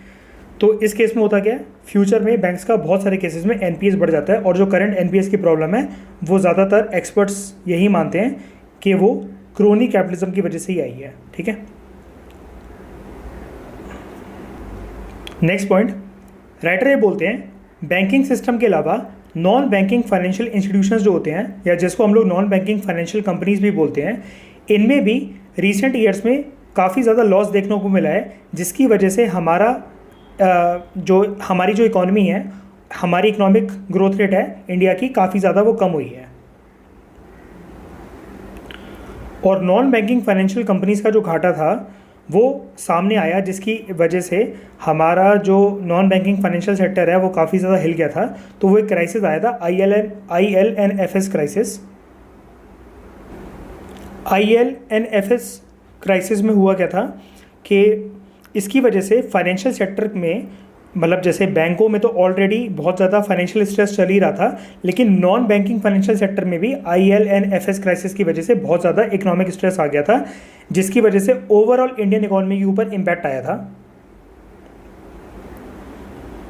हमारा कंसर्न वैसे ILNFS क्राइसिस से यहाँ पर अभी कुछ भी नहीं है, लेकिन फिर भी आपको जानना ज़रूरी है क्योंकि काफ़ी बड़ा क्राइसिस था। फटाफट से 1 मिनट में मैं आपको बता देता हूँ। देखो, ILNFS फाइनेंशियल सर्विसेज एक कंपनी का ग्रुप था, ठीक है। ये एक तरीके से नॉन बैंकिंग फाइनेंशियल कंपनी थी। इस कंपनी के साथ हुआ क्या था कि बड़े टाइम से ये जो कंपनी थी अपना लोन नहीं चुका पा रही थी बैंकों को, ठीक है। और इस कंपनी का जो लोन अमाउंट था वो काफ़ी ज़्यादा पेंडिंग था बैंक के पास, ना ही बैंक को अपना प्रिंसिपल अमाउंट वापस मिल रहा था और ना ही इंटरेस्ट पेमेंट मिल रहा था, ठीक है। मतलब जब प्रिंसिपल अमाउंट ही नहीं मिलता तो ब्याज तो फिर बैंक भूल ही जाए। तो ऐसे केस में हुआ क्या, बस एक ही चीज़ है, मतलब जो आपको जानने वाली है कि ये जो डिफ़ॉल्ट कर गया कंपनी अपनी पेमेंट्स को देने में, ठीक है, और कैश से रन आउट हो गई थी ये कंपनी, बिल्कुल भी पैसा नहीं बचा था इस कंपनी के पास, ना ही अपने स्टाफ को देने के लिए, ना ही बैंक को कर्ज़ा वापस करने के लिए। इसने काफ़ी ज़्यादा कर्ज़ा ले लिया था बैंक से, ठीक है। और उसकी वजह से मतलब NBFC सेक्टर काफ़ी ज़्यादा श्रिंक कर गया था और इस कंपनी में लिक्विडिटी क्रंच बहुत ज़्यादा आ गया था।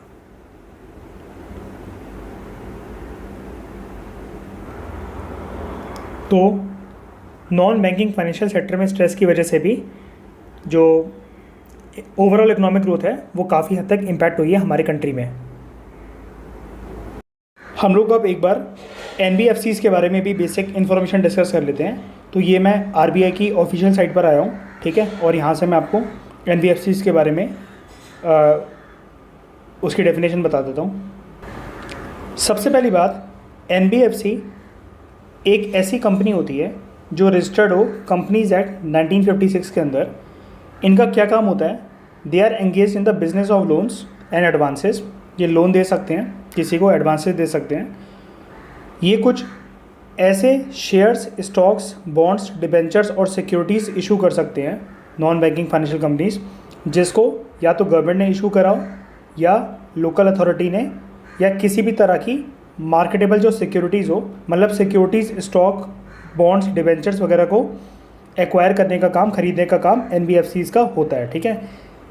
इंपॉर्टेंट बात यहाँ पर एक और देखो, ये चिट बिजनेस जो होता है उसमें भी NBFCs जो होते हैं उस बिज़नेस को भी देख सकते हैं। और NBFCs अगर हम लोग बात करें वो क्या नहीं होते हैं, it does not include any institution जिसका जो सोल बिजनेस होना पर्पस कोई भी, मतलब एक ऐसा इंस्टीट्यूशन जो एग्रीकल्चरल एक्टिविटी में इन्वॉल्व हो, इंडस्ट्रियल एक्टिविटी में इन्वॉल्व हो, किसी भी गुड्स की सेल और परचेज में इन्वॉल्व हो, सिर्फ ये लोग सिक्योरिटी खरीद सकते हैं और उसको बेच सकते हैं, ना कि किसी गुड्स को, ठीक है। और इमूवेबल प्रॉपर्टी जो हो उसकी सेल, परचेज और कंस्ट्रक्शन में ये इन्वॉल्व नहीं होनी चाहिए वो पर्टिकुलर कंपनी, ठीक है। अगर इन सारी कंडीशंस को फुलफिल करा जाए तो वो पर्टिकुलर कंपनी बन जाती है non banking financial company. Last में RBI की साइड एक चीज़ और बोलती है कि NBFCs का जो मेन काम होता है वो होता है डिपॉजिट्स को रिसीव करना। अब यहाँ पर कौन सी डिपॉजिट्स की बात हो रही है? किसी भी स्कीम के अंदर कोई भी जो अरेंजमेंट करी गई हो डिपॉजिट्स की, मतलब किसी भी स्कीम के अंदर जो डिपॉजिट्स इनको मिलेंगे, ये NBFCs उस डिपॉजिट्स को एक्सेप्ट कर सकती हैं, ठीक है। और स्कीम के बेसिस पे जो डिपॉजिट्स NBFCs के द्वारा एक्सेप्ट कर जाते हैं तो फिर उस कंपनी का नाम क्या होता है? वो होती नॉन बैंकिंग फाइनेंशियल कंपनी है, लेकिन उसका नाम होता है रेसिडुअरी नॉन बैंकिंग कंपनी। तो वो थोड़ा सा यहाँ पर दे रखा था, तो मेरे को पता है मैं बहुत ज़्यादा क्लैरिटी के साथ इसको नहीं बता पाया इस पूरे कंसेप्ट को, लेकिन इतना आप समझो कि एक कंपनी है, कंपनीज एक्ट 1956 के अंदर ये नॉन बैंकिंग फाइनेंशियल कंपनी है। बैंकों जैसे इनका काम है, लेकिन बैंकों से थोड़ा सा अलग है। अभी मैं आपको ये भी दिखा देता हूँ कि बैंकों से बैंक्स के बीच में और NBFCs के बीच में क्या डिफरेंस है डिटेल में। यार देखो, यहाँ पर अभी जाएंगे ना अगर, तो फिर काफ़ी ज़्यादा लंबी डिस्कशन हमारी ये बन जाएगी, तो अभी उतने का फ़ायदा नहीं है हमारा। जो छोटे छोटे वर्ड्स, जस्ट एक जो सिक्योर जो हम पढ़ रहे हैं इन साइट्स का, उसके आंसर में, उसके मॉडल आंसर में जो दे रखे हैं, तो क्योंकि पहली बार कोई भी टर्म आ रहा है तो हम लोग इसलिए उसको डिस्कस कर ले रहे हैं, लेकिन इकोनॉमिक्स के कंसेप्ट में हम लोग इसको डिटेल में जानेंगे, ठीक है। ऐसे तो हर चीज़ में अगर हम लोग डिगिन करेंगे तो बहुत एक एक आंसर के ऊपर हो सकता है 4-4, 5-5 घंटे में लगाने पड़े, ठीक है, तो वो कोई सेंस नहीं बनाता। दूसरा क्वेश्चन ये उठता है कि NBFCs और बैंक्स के बीच में डिफरेंस क्या होता है? काम तो एक जैसा ही है दोनों का। बैंक जो काम करते हैं वो सारे काम NBFCs के थ्रू भी करे जाते हैं, लेकिन सिर्फ 3 ऐसे गाइडलाइंस हैं जो RBI ने अपनी साइट पे दी हुई हैं, ठीक है। ये जो डिफरेंसेस है ना बैंक्स और NBFCs के बीच में, ये भी RBI की साइट पे दे रखा है। ये जो हम पेज पढ़ रहे हैं RBI का ऑफिशियल डॉक्यूमेंट है। तो 3 ऐसे फंक्शंस हैं जो NBFCs परफॉर्म नहीं कर सकते हैं। पहला function, NBFC demand deposit accept नहीं कर सकते, ठीक है। हमने देखा था ऊपर, ऐसे डिपॉजिट्स तो एक्सेप्ट करे जा सकते हैं। किसी स्कीम के अंदर कोई अगर फंड मिल रहा हो तो one time lump sum amount वो एक्सेप्ट करी जा सकती है, लेकिन डिमांड डिपॉजिट जो होते हैं, DD जो होता है, उसको एक्सेप्ट नहीं करा जा सकता है NBFCs के द्वारा। दूसरा, पेमेंट एंड सेटलमेंट सिस्टम का पार्ट नहीं होते NBFCs, ठीक है। पेमेंट एंड सेटलमेंट सिस्टम का पार्ट नहीं होते हैं। और यहाँ पर देखो, जानने वाली बात ईजी यही है, चेक्स इशू नहीं कर सकते हैं, ठीक है। They can not issue cheques. Third, deposit insurance and credit guarantee corporation के तौर पर डिपॉजिट इंश्योरेंस फैसिलिटी दी जाती है वेरियस फाइनेंशियल इंस्टीट्यूशंस के द्वारा, ठीक है।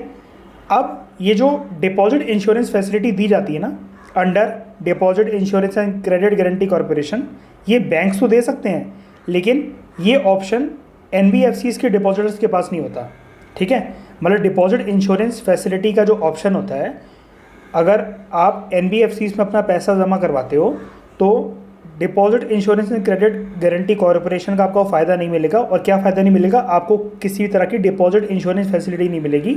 लेकिन वहीं पर अगर दूसरे केस में आप अपना पैसा एनबीएफसीज में जमा ना करवा के बैंक में जमा करवाते हो, then you will be covered under deposit insurance facility, ठीक है।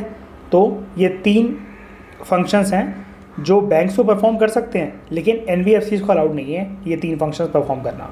तो प्रॉपर वे में फटाफट से डिफरेंस रिवाइज करवा देता हूँ मैं आपको। एनबीएफसीज बैंकिंग सर्विसेज देते हैं लोगों को,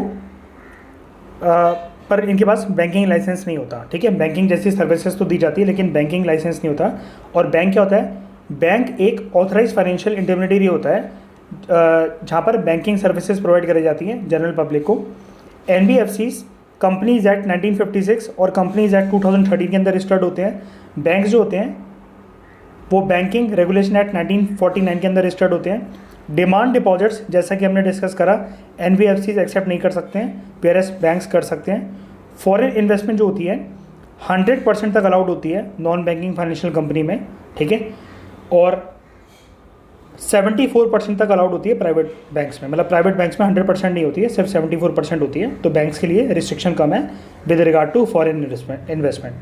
पेमेंट एंड सेटलमेंट सिस्टम की हमने बात करी थी, एनबीएफसीज इसका पार्ट नहीं होते हैं, लेकिन बैंक्स का इंटीग्रल पार्ट होता है पेमेंट एंड सेटलमेंट सिस्टम। मतलब चेक्स वगैरह को इशू करा जा सकता है बैंक्स के द्वारा, लेकिन एनबीएफसीज नहीं कर सकते।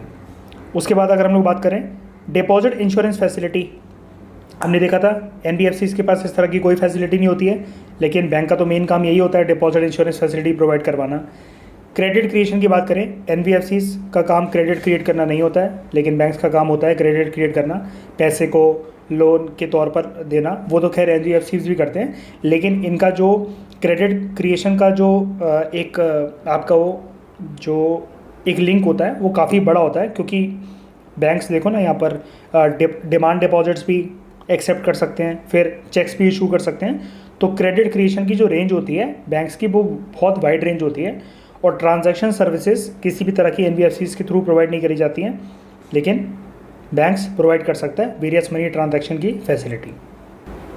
अब हम लोग लास्ट पॉइंट डिस्कस कर लेते हैं कि क्या बोला गया है इस पर्टिकुलर टेक्स्ट में।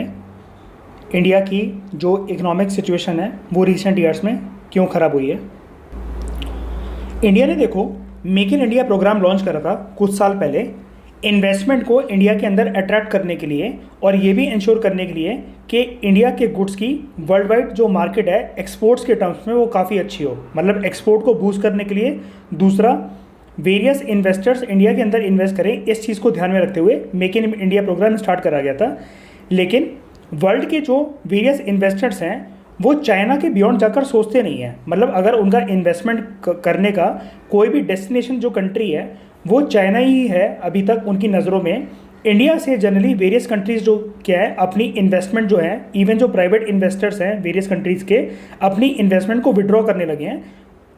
इंडिया हो सकता है, प्रोबेबिलिटी है कि उनको एक रिस्की डेस्टिनेशन लगता हो, क्योंकि यहाँ पर रूल्स एंड रेगुलेशंस उनके हिसाब से, उनके बिजनेस एनवायरनमेंट के हिसाब से फेवरेबल ना हो।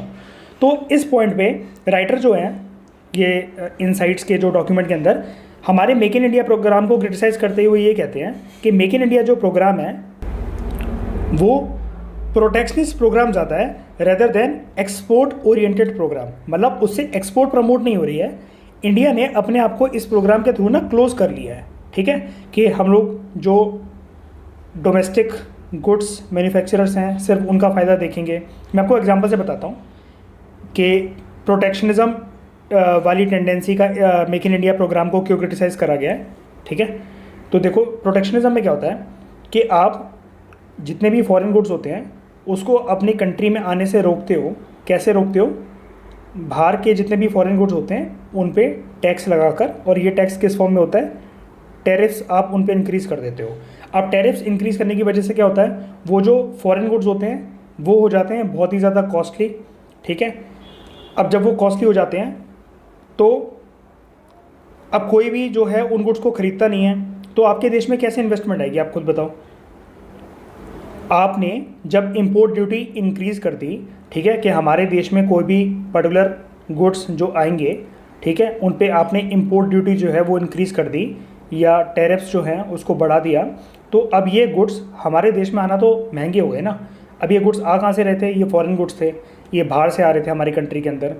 तो कोई भी जो इन्वेस्टर है, अब मान लो किसी को एक बिस्किट फैक्ट्री इस्टेब्लिश करनी थी, लेकिन आपने फॉरेन गुड्स, एग्जांपल के तौर पे बिस्किट्स को, फॉरेन बिस्किट्स को महंगा बना दिया, तो वो क्यों इंडिया एज अ डेस्टिनेशन को प्रेफर करेंगे अपनी बिस्किट फैक्ट्री को इस्टेब्लिश करने के लिए। अब चाइना जो है वो इन्वेस्टमेंट के मामले में अट्रैक्ट करने के लिए बहुत अच्छे पैकेजेस देता है कि आप हमारी कंट्री में आओ, हम आपको पर्टिकुलर एरिया भी देंगे, लेबर भी सस्ती प्रोवाइड करवा देंगे। लेकिन इंडिया में क्या है, ना ही लेबर रिफॉर्म्स अच्छे हैं, ठीक है, और ना ही इन्वेस्टमेंट को अट्रैक्ट करने के लिए कुछ अच्छे इनिशिएटिव लिए गए हैं। और ऊपर से जब से हमारा मेक इन इंडिया जो प्रोग्राम स्टार्ट हुआ है, तो राइटर का कहना ये है कि ये प्रोग्राम एक्चुअली, इस प्रोग्राम को एक्चुअली एक्सपोर्ट को प्रमोट करना चाहिए था, लेकिन हुआ क्या, प्रोटेक्शनिज्म की टेंडेंसी अपनाने वाला प्रोग्राम ये ज़्यादा बन गया है, ठीक है। मतलब बाहर से आने वाले गुड्स के ऊपर हम लोग टैक्स लगाने लग गए हैं, टैरिफ्स इंक्रीज़ करने लग गए हैं। तो इसकी वजह से हो क्या रहा है, जो फॉरेन इनफ्लो जो हो रही है ना गुड्स एंड सर्विसेज की, इवन पीपल की, वो बहुत ही ज़्यादा कम हो गई है पिछले कुछ सालों में जब से प्रोग्राम इंक्रीज़ हुआ है, ठीक है। तो ये प्रोग्राम एक तरीके से बैकफायर कर रहा है।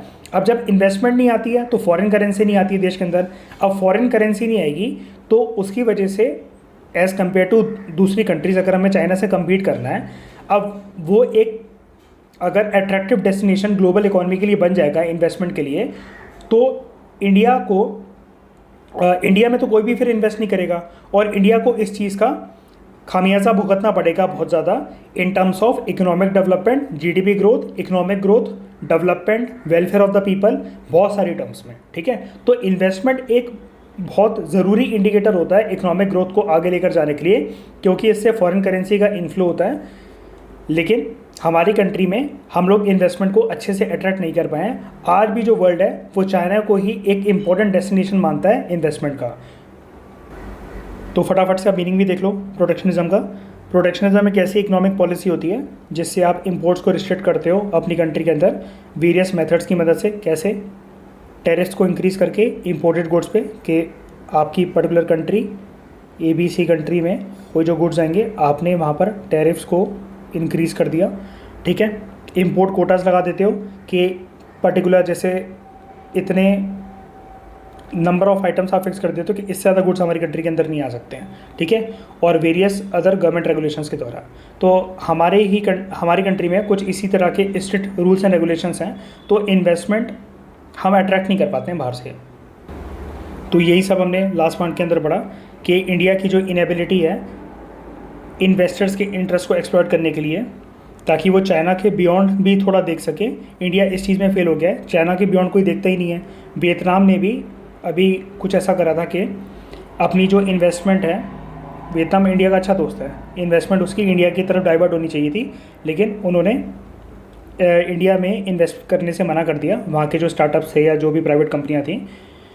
और इस चीज़ का जो फेलियर माना जाता है ना कि हम लोग इन्वेस्टमेंट डेस्टिनेशन अच्छी कंट्री नहीं बन पाए, तो जैसे कि हमने डिस्कस करा, मेक इन इंडिया इनिशिएटिव को दोषी ठहराया जाता है, ठीक है। मेक इन इंडिया प्रोटेक्शनिज्म की तरह ज़्यादा काम कर रहा है रेदर देन एक्सपोर्ट को प्रमोट करने के लिए, काम करने के लिए, ठीक है। अब ये तो हमने डिस्कस करा अभी तक जो हमारी इंडियन इकोनॉमी की सिचुएशन ख़राब चल रही थी, लेकिन जब से कोविड-19 आया है तो जो फिनोमेना और जो इवेंट्स हमें देखने को मिल रहे हैं with regard to Indian economy, हम लोग उसे भी डिस्कस कर लेते हैं कि जब से कोविड-19 की महामारी जो आई है, पेंडेमिक आया है, इसकी वजह से इंडियन इकोनॉमी के ऊपर क्या इम्पैक्ट हुआ है। तो सबसे पहला पॉइंट क्या है, रूपी देखो हमारा बहुत ज़्यादा कमज़ोर हो गया है as compare to US dollar, ठीक है। मतलब डॉलर के कंपैरिजन में हमारा जो इंडियन रूपी है वो बहुत वीक हो गया है। अगर हम लोग बात करें इस टाइम पे जो हमारा इंडियन रूपी है वो कमज़ोर हुआ है, तो वो क्यों हुआ है, वो देखो पर्टिकुलरली हुआ है रिस्क सेंटिमेंट्स की वजह से, ठीक है। अभी मैं आपको बताता हूँ थोड़ी देर में रिस्क सेंटिमेंट्स क्या होता है। अभी के लिए आप सिर्फ इतना समझ जाओ, जो ये रिस्क सेंटिमेंट्स जो होते हैं ना, ठीक है, ये दो तरह के होते हैं। एक होता है रिस्क सेंटिमेंट, रिस्क ऑन, ठीक है, और दूसरे को हम लोग कहते हैं रिस्क ऑफ, ठीक है। एक होता है रिस्क ऑन और दूसरा होता है रिस्क ऑफ। तो इंडियन रुपी के कमज़ोर होने के पीछे mainly risk of sentiment responsible है, ठीक है, रिस्क ऑफ सेंटिमेंट रिस्पॉन्सिबल है। अब हम लोग समझते हैं कि रिस्क एनवायरनमेंट क्या होता है और रिस्क ऑन ऑफ ये है क्या। देखो, रिस्क सेंटिमेंट क्या होता है, जिसको हम लोग रिस्क एपिटाइट भी कहते हैं, ये हमें ये दिखाता है कि मार्केट का मूड कैसा है, ठीक है, मतलब इन्वेस्टर्स किस तरीके से बिहेव कर रहे हैं, क्या इन्वेस्टमेंट उनकी आ रही है या वो अपनी इस इन्वेस्टमेंट को पर्टिकुलर एक कंट्री से विड्रॉ कर रहे हैं। जैसे इंडिया के अंदर सपोज़ करो कि अभी तक जो इन्वेस्टमेंट है वो काफ़ी ज़्यादा आ रही थी बड़े टाइम से, तो जब इन्वेस्टमेंट आ रही थी तो फॉरेन करेंसी का इन्फ्लो भी हो रहा था। लेकिन मान लो कि रिस्क ऑफ इन्वायरमेंट आ गया, तो अब जितने भी इन्वेस्टर्स थे वो अपनी इन्वेस्टमेंट को यहाँ से बाहर लेकर जा रहे हैं। एग्जाम्पल के तौर पे क्या है, स्टॉक मार्केट में जितने भी शेयर्स उन इन्वेस्टर्स के पड़े हुए थे, अब उन्होंने अपने शेयर्स का जो पैसा था जो शेयर मार्केट में लगा हुआ था उसको निकालना स्टार्ट कर दिया है, शेयर्स को बेचना स्टार्ट कर दिया एक तरीके से। तो अब उसकी वजह से होगा क्या, जो फॉरेन करेंसी थी जैसे डॉलर, जिसका अभी तक इन्फ्लो हो रहा था, लेकिन ऐसे इन्वेस्टर्स की वजह से शेयर मार्केट से पैसा बाहर निकालने की वजह से अब डॉलर भी हमारे देश से बाहर चला जाएगा, ठीक है। इससे जो एक इकोनॉमिक आउटलुक जो बनकर आता है हमारी कंट्री का, वो अच्छा बनकर नहीं आता है। बाहर के इन्वेस्टर्स को ये लगता है, जो इन्वेस्ट करना चाह रहे होते हैं, कि इतने सारे इन्वेस्टर्स अगर सेम टाइम पे अपना पैसा देश से बाहर निकाल रहे हैं तो डेफिनेटली ये कंट्री अच्छी कंट्री नहीं है इन्वेस्टमेंट की टर्म्स में, ठीक है। तो ये तो हो गया रिस्क सेंटिमेंट। अब आप समझो सबसे पहले रिस्क ऑन सेंटिमेंट में क्या होता है सॉरी, रिस्क ऑन सेंटिमेंट में स्टॉक मार्केट जो होता है वो बढ़ रहा होता है, वो प्रॉस्परस हो रहा होता है, और जितने इन्वेस्टर्स हैं वो जनरली डिमांड यील्डिंग करेंसीज की तरफ अट्रैक्ट होते हैं, ठीक है। जैसे मतलब मेजर एम उनका ये होता है रिस्क ऑन जब इन्वायरमेंट होता है कि डिमांड हाई यील्डिंग जो करेंसीज होती हैं, जैसे सपोज़ करो डॉलर, तो ज़्यादा से ज़्यादा डॉलर को हम लोग मतलब डॉलर में हम लोग इन्वेस्ट करें, और डॉलर की तरफ जो होता है इन्वेस्टमेंट की टर्म्स में जो मूड होता है वो हाई यील्डिंग करेंसी की तरफ शिफ्ट होता है, ठीक है। इसकी वजह से होता क्या है, ट्रेड स्ट्रेटजी होती है वो अच्छा परफॉर्म कर रही होती है, मतलब ट्रेड जो होता है वो बूस्ट हो रहा होता है, ठीक है। तो ये तो हो गया रिस्क ऑन इन्वायरमेंट का फिनोमेना। रिस्क ऑफ क्या होता है, ये तब होता है जब रिस्क सेंटिमेंट जो होते हैं एक पर्टिकुलर कंट्री के अंदर वो नेगेटिव बन जाते हैं, इकोनॉमी अच्छा परफॉर्म नहीं कर रही होती है, ठीक है, और इकोनॉमिक डेटा जो उस पर्टिकुलर कंट्री का होता है, जैसा कि हमने बात करा था, इन्वेस्टर्स को ये लगने लगता है ये एक अच्छी कंट्री नहीं है इन्वेस्ट करने के लिए, क्योंकि बड़े सारे जो इन्वेस्टर्स होते हैं अपना पैसा जो होता है वो बाहर निकालने लगते हैं। जो हाई यील्डिंग करेंसी थी, जैसे ऊपर वाले केस में जो डॉलर थी, अभी तक तो वो डॉलर को हमारे इंडिया में लेकर आ रहे थे, ठीक है, जब रिस्क ऑन एनवायरनमेंट चल रहा था, अब वो डॉलर को बाहर निकालने लग जाएंगे, ठीक है। तो इकोनॉमिक डेटा डिसअपॉइंटिंग बन जाता है, नेगेटिव बन जाता है। वॉलेटिलिटी मतलब अनसर्टेनिटी जो मार्केट में होती है, लाइक स्टॉक मार्केट, वो बहुत हाई बन जाती है, लोगों को पता नहीं होता कि उनका पैसा बचेगा या पूरा डूब जाएगा, ठीक है। तो ऐसे केस में क्या होता है, इन्वेस्टर्स अपना पैसा विड्रॉ करने लगते हैं, और इसी को हम लोग कहते हैं, ये जो नेगेटिव ट्रेंड जो बनता है रिस्क सेंटिमेंट का, इसको हम लोग कहते हैं रिस्क ऑफ सेंटिमेंट। तो कोविड-19 की वजह से अभी जो हमारा इंडियन रुपी है, ठीक है, वो बहुत ही ज़्यादा कमज़ोर हुआ है। मार्च से जब से मतलब ये एक ट्रेंड देखने को मिला है, मार्च के महीने से डॉलर के कंपैरिजन में इंडियन रुपी बहुत कमज़ोर है, ठीक है। यहाँ पर देखो डॉलर नीचे है, इसका मतलब क्या है, और रुपी ऊपर उठा हुआ है, ये दिखा रहा है कि डॉलर का वज़न ज़्यादा है, इसका मतलब dollar as compare two rupee एक पॉजिटिव करेंसी है। लेकिन रुपी के साथ यहाँ पर क्या हो रहा है, रुपी अगर ये देखो ना, जैसे यहाँ पर ऊपर की साइड पे है और डॉलर के वेट की वजह से वो ऊपर आ गया, रुपी की हालत काफ़ी ज़्यादा वीक है, बोथ डोमेस्टिक मार्केट में और इंटरनेशनल मार्केट में, और रुपी कमज़ोर हुआ है एज़ कम्पेयर टू डॉलर्स। उसके बाद आगे बात करते हैं। तो देखो मैंने आपको ये बताया था एक फिनोमेना जो वर्ल्ड इकोनॉमी के अंदर देखने को मिल रहा है, वो क्या है, डॉलर क्रेडिट क्रंच, ठीक है। तो डॉलर क्रेडिट क्रंच की वजह से है क्या, डॉलर्स की कमी आ रही है वर्ल्ड के अंदर, और बहुत सारे हमारे इंडियन फर्म्स ऐसे हैं जिनका इंटरनेशनल ट्रेड होता है डॉलर में, ठीक है, मतलब वो डॉलर में ही जो गुड्स को खरीदते हैं उसका जो पेमेंट करते हैं या जो इनकम उनको आती है वो डॉलर्स की टर्म्स में ही आती है। अब बहुत सारी इंडियन फर्म्स ऐसी हैं जिनको अभी जो अपना कर्ज़ा उतारना है या बहुत लोगों को जो पेमेंट देनी है, अलग अलग बैंक्स के जो सेटलमेंट करनी है वो डॉलर में करनी है, लेकिन डॉलर में तो मैंने आपको बताया क्रेडिट क्रंच चल रहा है। अब ऊपर से क्या हो गया है, अभी तक तो देखो डॉलर का क्रेडिट क्रंच चल रहा था, लेकिन रुपी के हमारे वीक होने की वजह से जो इंडियन रुपी अभी हमने देखा वो भी कमज़ोर हो रहा है रिस्क ऑफ सेंटिमेंट की वजह से। तो अब दो तरीके से प्रॉब्लम आ गई है इन फर्म्स को, ठीक है, एक तो रुपी भी कमज़ोर हो रहा है, ठीक है, तो वो रीपे कैसे करें अपनी ऑब्लिगेशंस को, दूसरा डॉलर भी नहीं है, ठीक है, वर्ल्ड इकॉनमी के अंदर, मतलब इंडिया तो छोड़ ही दो, पूरी वर्ल्ड इकॉनमी से जो डॉलर है वो उसकी में भी कमी आ गई है। तो आप कह सकते हो डॉलर क्रेडिट क्रंच और रुपी क्रेडिट क्रंच, ये इन दोनों ने ही उन फर्म्स के लिए दिक्कतें खड़ी कर दी है जिनको अपनी ऑब्लिगेशंस अभी रीपे करनी है, ठीक है। उसके बाद तो देखो ये जो 2 पॉइंट्स हैं ये तो ऐसे ही फालतू में दे रखे हैं, मतलब ये एक तरीके से इम्पैक्ट नहीं है, ये तो उन्होंने सजेशन दे दिए राइटर ने कि फाइनेंशियल शॉक्स के बियॉन्ड अगर देखा जाए तो इंडिया को कुछ ना कुछ ऐसा जल्दी से अर्जेंट मेजर्स फाइंड करने पड़ेंगे जिसकी वजह से डिमांड क्रिएट करी जा सके मार्केट के अंदर। जो अभी तक लॉकडाउन की वजह से हमने देखा था जो डिमांड अभी ठप पड़ी हुई है उसको दोबारा उठाया जाए। और लास्ट पॉइंट ये दे रखा है, अगर ये लॉकडाउन ऐसे ही चलता रहा तो नियर फ्यूचर में ये हमारे देश के लिए काफ़ी इकोनॉमिकली कॉस्टली बन जाएगा और इसका जो मेन खामियाजा जो भुगतना पड़ेगा, जो मेन नेगेटिव इम्पैक्ट आएगा वो इनफॉर्मल सेक्टर के ऊपर आएगा, ठीक है। तो ये दोनों पॉइंट्स तो हम ऑलरेडी डिस्कस कर ही चुके थे, ठीक है, कि लॉकडाउन की वजह से डिमांड जो है वो काफ़ी कम हो गई है और मेनली जो जब से डीमोनेटाइजेशन एक्सरसाइज हुई थी, फिर जीएसटी आया, ठीक है, अब कोविड-19 आ गया, तो इन सारे इवेंट्स की वजह से ज़्यादातर जो नुकसान भुगतना पड़ा है वो इनफॉर्मल सेक्टर को बियर करना पड़ा, ठीक है। अब हम लोग देखते हैं इस कोरोना वायरस पेंडेमिक के टाइम पे गवर्नमेंट के थ्रू किस किस तरीके के फिस्कल मेजर्स लिए जा सकते हैं ताकि इकॉनमी को दोबारा रिवाइव करा जा सके।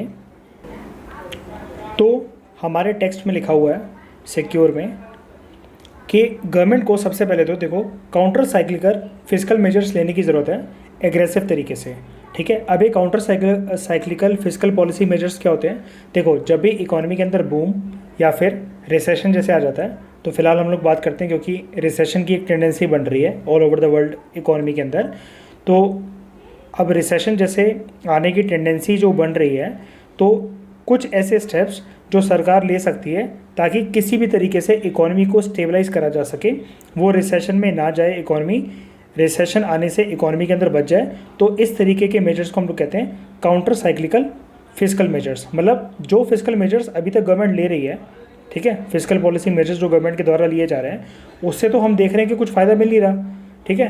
तो ये साइकिल जैसे सपोज करो इस डायरेक्शन में चल रही है, क्लॉकवाइज डायरेक्शन में, तो इस साइकिल को हमें चेंज करने की ज़रूरत है, हमें इस साइकिल को एंटी क्लॉकवाइज मैनर में बनाने की ज़रूरत है।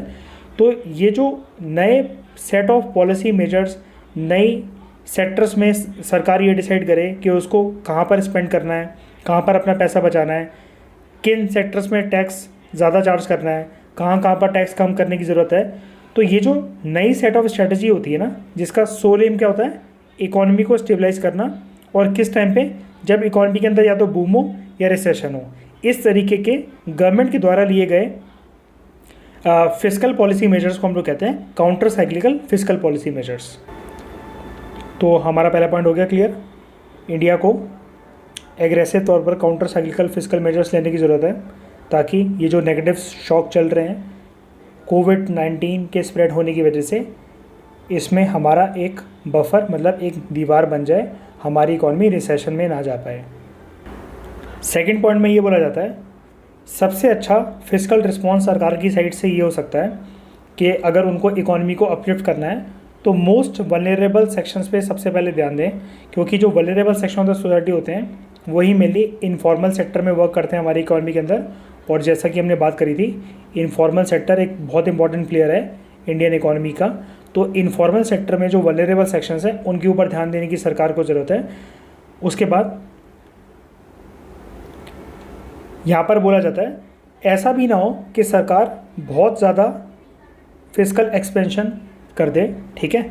फिस्कल एक्सपेंशन का मतलब क्या होता है, जैसे बहुत ज़्यादा सरकार खर्चे जो है स्पेंडिंग बढ़ा दे, बेफिजूल की खर्ची अभी इकॉनमी में वेरियस सेक्टर्स में जहाँ पर ज़रूरत भी नहीं है तो सरकार को अवॉइड करनी चाहिए कि ऐसी जगह पर किसी भी तरीके का खर्चा ना हो।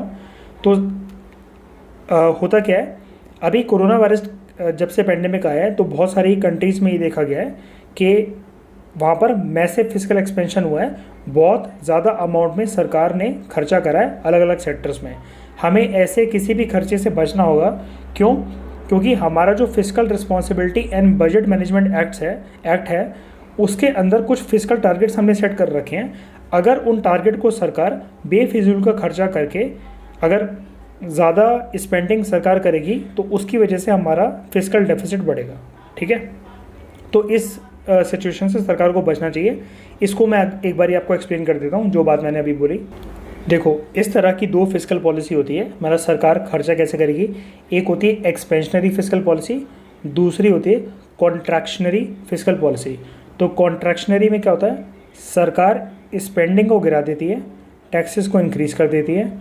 और एक्सपेंशनरी क्या होता है, गवर्नमेंट अपनी स्पेंडिंग खर्चों को बढ़ा देती है और टैक्सेस को रिड्यूस कर दिया जाता है। तो हमारे डॉक्यूमेंट में क्या लिखा हुआ था, सरकार को इस तरीके की फिजिकल पॉलिसी बढ़ना चाहिए जिसमें गवर्नमेंट स्पेंडिंग सरकार अभी एकदम से बढ़ा दे। और क्यों? क्योंकि physical responsibility and budget management act में कुछ फिजिकल टारगेट्स सेट हैं हमारे, ठीक है। वो टारगेट्स अगर सरकार ज़्यादा खर्चा कर देगी तो वो टारगेट्स ब्रीच हो जाएंगे। देखो, जो फिजिकल डेफिसिट टारगेट्स जो तय करे गए थे ना, अभी ये जो साल स्टार्ट हुआ था फाइनेंशियल ईयर, तो उसमें 3.3% रखा गया था फिजिकल टारगेट, लेकिन अब उसको बढ़ाकर 3.8% कर दिया गया है। क्योंकि कोविड-19 की जो सिचुएशन है तो सरकार को लगता है कि उसको हो सकता है आने वाले टाइम में जो टारगेट डिसाइड करा गया था उसको ब्रीच करना पड़े। तो 3.3% जो ओरिजिनली इस साल के फाइनेंशियल ईयर में डिसाइड हुआ था उसको बढ़ाकर 3.8% हमारा फिजिकल डेफिसिट टारगेट बढ़ा दिया गया, ठीक है। और ये टारगेट कहाँ पर बढ़ाया गया, physical responsibility and budget management act के अंदर कुछ एक टारगेट दे रखे हैं कि कैसे हम अपने देश में एक फाइनेंशियल स्टेबिलिटी ला सकते हैं कि ज़्यादा खर्चा सरकार ना करे। क्योंकि ज़्यादा खर्चा करने की वजह से होता क्या है, देखो कंसेप्ट समझो। फिजिकल रूल्स या जिसको हम लोग फिजिकल टारगेट्स कहते हैं, ये दिखाता है हमारे देश के अंदर कि जो सरकार है वो किस तरीके से अपने टैक्सेस को लिमिट करे और स्पेंडिंग को रेगुलेट करे, ठीक है। ताकि गवर्नमेंट के साथ किसी भी हालत में ऐसा कुछ भी ना हो कि गवर्नमेंट में एक फिर टेम्पटेशन आ जाए बोरो करने की। क्योंकि बोरिंग के साथ होता क्या है, जब गवर्नमेंट बोरो करती है तो वो जो बोरिंग होती है वो लॉन्ग टर्म बोरिंग होती है। अब ऐसी लॉन्ग टर्म बोरिंग को फ्यूचर गवर्नमेंट्स को रीपे करने की ऑब्लिगेशंस उनके ऊपर होती है। तो ताकि फ्यूचर जनरेशन्स को जो प्रेजेंट में सरकार ने बोरिंग करी है उनको उसका बर्डन ना उठाना पड़े, तो गवर्नमेंट को ये एम करना चाहिए कि फिजिकल डेफिसिट हमारा जो हो, मतलब बोरिंग जो हमारी हो, वो थोड़ी कंट्रोल में रहे। अब ये बातें कहाँ लिखी गई हैं, physical responsibility and budget management act में लिखी गई हैं। तो वो वाला एक्ट भी मैं आपको दिखा देता हूँ। ये देखो, ये एक बहुत ही ज़्यादा रिमार्केबल एक्ट माना जाता है हमारे इंडियन इकॉनमी के अंदर। इस एक्ट का ये जो एम है वो क्या है, एक तो फिजिकल डिसिप्लिन को लेकर आना, ठीक है, ताकि इकॉनमी जो है वो स्टेबलाइज रहे। दूसरा, फिजिकल डेफिसिट को रिड्यूस करना, मैक्रो इकोनॉमिक जो स्टेबिलिटी हमारे देश की उसको इम्प्रूव करना, पब्लिक फंड्स को मैनेज करना। पब्लिक फंड्स और ये सब मैनेज कैसे होगा, जब एक बैलेंस बजट हमारे कंट्री के अंदर आएगा, एक ऐसा बैलेंस बजट जिसमें ना तो हमें ज़्यादा बोरो करना पड़े, स्पेंडिंग जो हो वो एसेंशियल सेक्टर्स पर हो, ज़रूरत वाले सेक्टर्स पर बेफिजूल की खर्ची ना हो, गवर्नमेंट के पास इनफ फंडिंग भी आए और उस फंडिंग का जो बर्डन है वो पब्लिक के ऊपर नहीं पड़ना चाहिए ज़्यादा, ठीक है। लोगों की जो स्टैंडर्ड ऑफ लिविंग है वो सालों साल बढ़े, वो किसी भी तरीके से कम ना हो, ठीक है। तो ये सब बातें जो होती हैं ये बैलेंस बजट का कंपोनेंट होती हैं। तो मेन पर्पस यही था FRBM एक्ट 2003 का। ये देखो, रेवेन्यू डेफिसिट को एलिमिनेट करना कंट्री के अंदर से और फिजिकल डेफिसिट को कैसे भी करके 3% तक लेकर आना। तो अभी हमने देखा था गवर्नमेंट ने डिसाइड करा था कि 3.3% फिजिकल डेफिसिट वो लोग रखेंगे, लेकिन कोरोना वायरस जब से आया तो गवर्नमेंट ने इस फिजिकल डेफिसिट टारगेट को बढ़ा दिया, ठीक है। अब फिजिकल डेफिसिट तो इकॉनमी के लिए नेगेटिव ही होता है, ठीक है। और ये जो एक्ट है ये ऑब्लिगेशन पुट करता है सेंट्रल गवर्नमेंट के ऊपर कि सरकार ज़्यादा से ज़्यादा ट्रांसपेरेंसी अपनाए अपने फिजिकल ऑपरेशंस में पब्लिक इंटरेस्ट में काम करते हुए। मतलब सरकार जहाँ पर भी जो खर्चा कर रही है, ठीक है, स्पेंड कर रही है, सरकार को जिस भी एरिया से टैक्स आ रहे हैं, किन किन सेक्टर्स में सरकार ने वेरियस फंड्स पुट करे हैं, तो ये सब चीज़ें पब्लिक के सामने होनी चाहिए ताकि जनता को पता हो कि उनका जो टैक्स का जो पैसा है वो किन एरियाज़ में खर्च हो रहा है और किन एरियाज़ में खर्च नहीं हो रहा है। तो अब तो आपको ये चीज़ क्लियर हो गई होगी। अगर बहुत ज़्यादा मैसिव तरीके से फिजिकल एक्सपेंशन करी जाएगी, गवर्नमेंट ज़्यादा खर्चा कर देगी, तो उसकी वजह से जो फिजिकल टारगेट्स हमने सेट करे हैं वो ब्रीच हो जाएंगे, ठीक है। और देखो ऑलरेडी ब्रीच तो इस साल हो ही गया है, 3.3% से 3.8% सरकार ने डिसाइड कर दिया है, ठीक है। अब देखो होता क्या है, एक चीज़ और बता देता हूँ, एक डायमेंशन और, जो ये मैसिव फिजिकल एक्सपेंशन की बात चल रही है, मतलब सरकार जो स्पेंडिंग अपनी इंक्रीज़ करेगी, तो सरकार देखो ऐसी स्पेंडिंग तो इंक्रीज़ नहीं कर सकती ना। अपनी स्पेंडिंग इंक्रीज़ करने की वजह से क्या होता है, सरकार के पास जैसी सरकार बनती है तो हर साल फाइनेंशियल ईयर में, जब फाइनेंशियल ईयर हमारे देश का स्टार्ट होता है तो उसमें गवर्नमेंट के पास लिमिटेड अमाउंट ऑफ फंड्स रहते हैं, ठीक है। और उसी हिसाब से बजट डिसाइड होता है कि किस किस एरियाज़ में कितना कितना पैसा लगना चाहिए। अगर किसी भी तरीके से इन फंड्स का या इन बजट का ब्रीच होता है तो सरकार को फिर तो बोरो करना पड़ेगा ना, और बोरिंग की ऑब्लिगेशंस क्रिएट करती है सरकार के ऊपर, that government has to return the loan amount along with the interest. तो ये सब बातें, अगर ये सब जो दिक्कतें हैं वो इकॉनमी को ना फेस करनी पड़े, क्योंकि बोरिंग जो होती है वो एक लॉन्ग टर्म बोरिंग सरकार होती है, जैसा कि मैंने आपको बताया, और करंट गवर्नमेंट के ऊपर उसका ना बर्डन आते हुए फिर फ्यूचर गवर्नमेंट्स के ऊपर एक ऑब्लिगेशन आ जाएगी कि उनको लोन अमाउंट वो रिटर्न करना पड़ेगा अलॉन्ग विद द इंटरेस्ट। तो इन सब चीज़ों से बचने के लिए यहाँ पर ये बोला गया था कि हमें एक एप्रोप्रिएट तरीके से फिजिकल रिस्पॉन्स अपनाना होगा, ठीक है। कहाँ स्पेंडिंग करना है सरकार को, कौन से सेक्टर्स में, वो बहुत सोच समझ के करने की ज़रूरत है गवर्नमेंट को। फिजिकल मेजर्स ये जो हमें दे रखे ना, इसके कंटेक्स्ट में लास्ट पॉइंट FRBM से ही रिलेटेड है। ये वाला जो पॉइंट है ना, ये FRBM से ही रिलेटेड है। ये पॉइंट ये कहता है कि अगर सरकार को फिजिकल डेफिसिट का जो टारगेट है उसको ब्रीच करना ही है, क्योंकि अभी कोविड-19 की सिचुएशन में हो सकता है सरकार को बहुत ज़्यादा अलग अलग सेक्टर्स के ऊपर पैसे खर्च करने की ज़रूरत पड़े, और रेगुलरली सरकार जितना पैसा खर्च करती है उससे थोड़ा सा ज़्यादा ही करना पड़े सरकार को पैसा खर्च। तो इस कंटेक्स्ट में सरकार कर क्या सकती है हमारी गवर्नमेंट, या तो ये जो FRBM के अंदर जो फिजिकल डेफिसिट का जो रूल है उसे या तो टोटली इग्नोर कर दे, ठीक है, टेम्प्रेरी बेसिस पे, क्योंकि अभी जब तक कोविड-19 की ये जो सिचुएशन है ये कंट्रोल नहीं हो जाती, तो या तो फिजिकल डेफिसिट के टारगेट को इग्नोर कर दिया जाए। दूसरी सिचुएशन क्या बन सकती है, सरकार या तो FRBM के अंदर ये जो एक्ट है इसमें एक ना एस्केप क्लॉज है, ठीक है। एस्केप क्लॉज क्या होता है अभी मैं आपको बताता हूँ। तो गवर्नमेंट इस एस्केप क्लॉज को यूज़ कर अंडर FRBM एक्ट अपने फिजिकल डेफिसिट जो टारगेट है जो गवर्नमेंट ने सेट करा था, जैसे 3.3% जो टारगेट गवर्नमेंट ने डिसाइड करा था, उसके बाद अभी हमने देखा 3.8% कर दिया है जब से कोविड-19 स्टार्ट हुआ है। ये 3.8% जो हुआ था ये फरवरी में डिसाइड हुआ था शायद से। अब एक बारी FRBM एक्ट के अंदर हम लोग एस्केप क्लॉज के बारे में भी जान लेते हैं। तो ये जो एस्केप क्लॉज मैंशनड है physical responsibility and budget management act के अंदर, ये एस्केप क्लॉज ये बताता है सेंट्रल गवर्नमेंट किन सिचुएशंस में जो फिजिकल डेफिसिट टारगेट डिसाइड करे गए हैं उनसे डेविएट हो सकती है, ठीक है। तो फिजिकल डेफिसिट होता क्या है, जैसा कि आपको पता है, जब गवर्नमेंट का एक्सपेंडिचर एक पर्टिकुलर ईयर में रेवेन्यू से कम हो जाता है, ठीक है, मतलब आमदनी अठन्नी खर्चा रुपया वाली जब सिचुएशन हो जाती है, कमाई उतनी आ नहीं रही है लेकिन खर्च ज़्यादा करना पड़ रहा है, तो गवर्नमेंट का डेफिसिट हो जाता है, ठीक है। डेफिसिट का मतलब क्या होता है, घाटा। और फिजिकल क्योंकि वर्ड जो होता है वो गवर्नमेंट की स्पेंडिंग और पॉलिसी से रिलेटेड होता है, तो गवर्नमेंट का इस केस में घाटा हो जाता है, ठीक है। अब ये जो डेफिसिट आया है गवर्नमेंट का, ये ऑलरेडी हमारे कंट्री में जो सिचुएशन रहती है रेवेन्यूज़ को लेकर वो जनरली डेफिसिट में ही चलती है, ठीक है, क्योंकि हमारे इंपोर्ट्स ज़्यादा होते हैं और एक्सपोर्ट हमारा कम होता है। तो आप समझ सकते हो जब आप इंपोर्ट करवाते हो अपने कंट्री में तो आपको अदर कंट्री को रेवेन्यू देना पड़ता है, और ज़्यादातर रेवेन्यू जो हमारा आउटफ्लो होता है वो डॉलर्स की टर्म्स में होता है, ठीक है।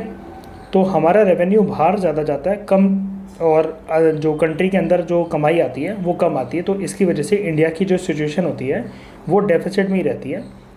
तो इस सिचुएशन को हम लोग कहते हैं fiscal deficit, when the government's revenues are less than its expenditure.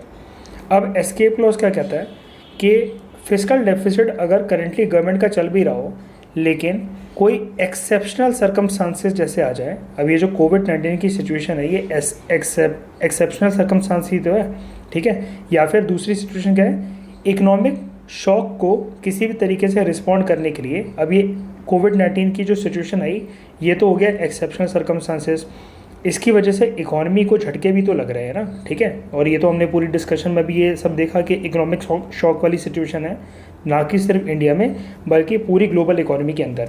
तो ऐसे केस में FRBM एक्ट एक विंडो प्रोवाइड करता है गवर्नमेंट को, कैसे, उसको उस विंडो को हम लोग कहते हैं एस्केप क्लॉज। इसमें क्या हो सकता है, सरकार को ये फ्लेक्सिबिलिटी दे दी जाती है कि उसके जो भी फिस्कल डेफिसिट टारगेट्स हैं सरकार उनको ओवरशूट कर सकती है, मतलब सरकार अपने फिस्कल डेफिसिट टारगेट को बढ़ा सकती है।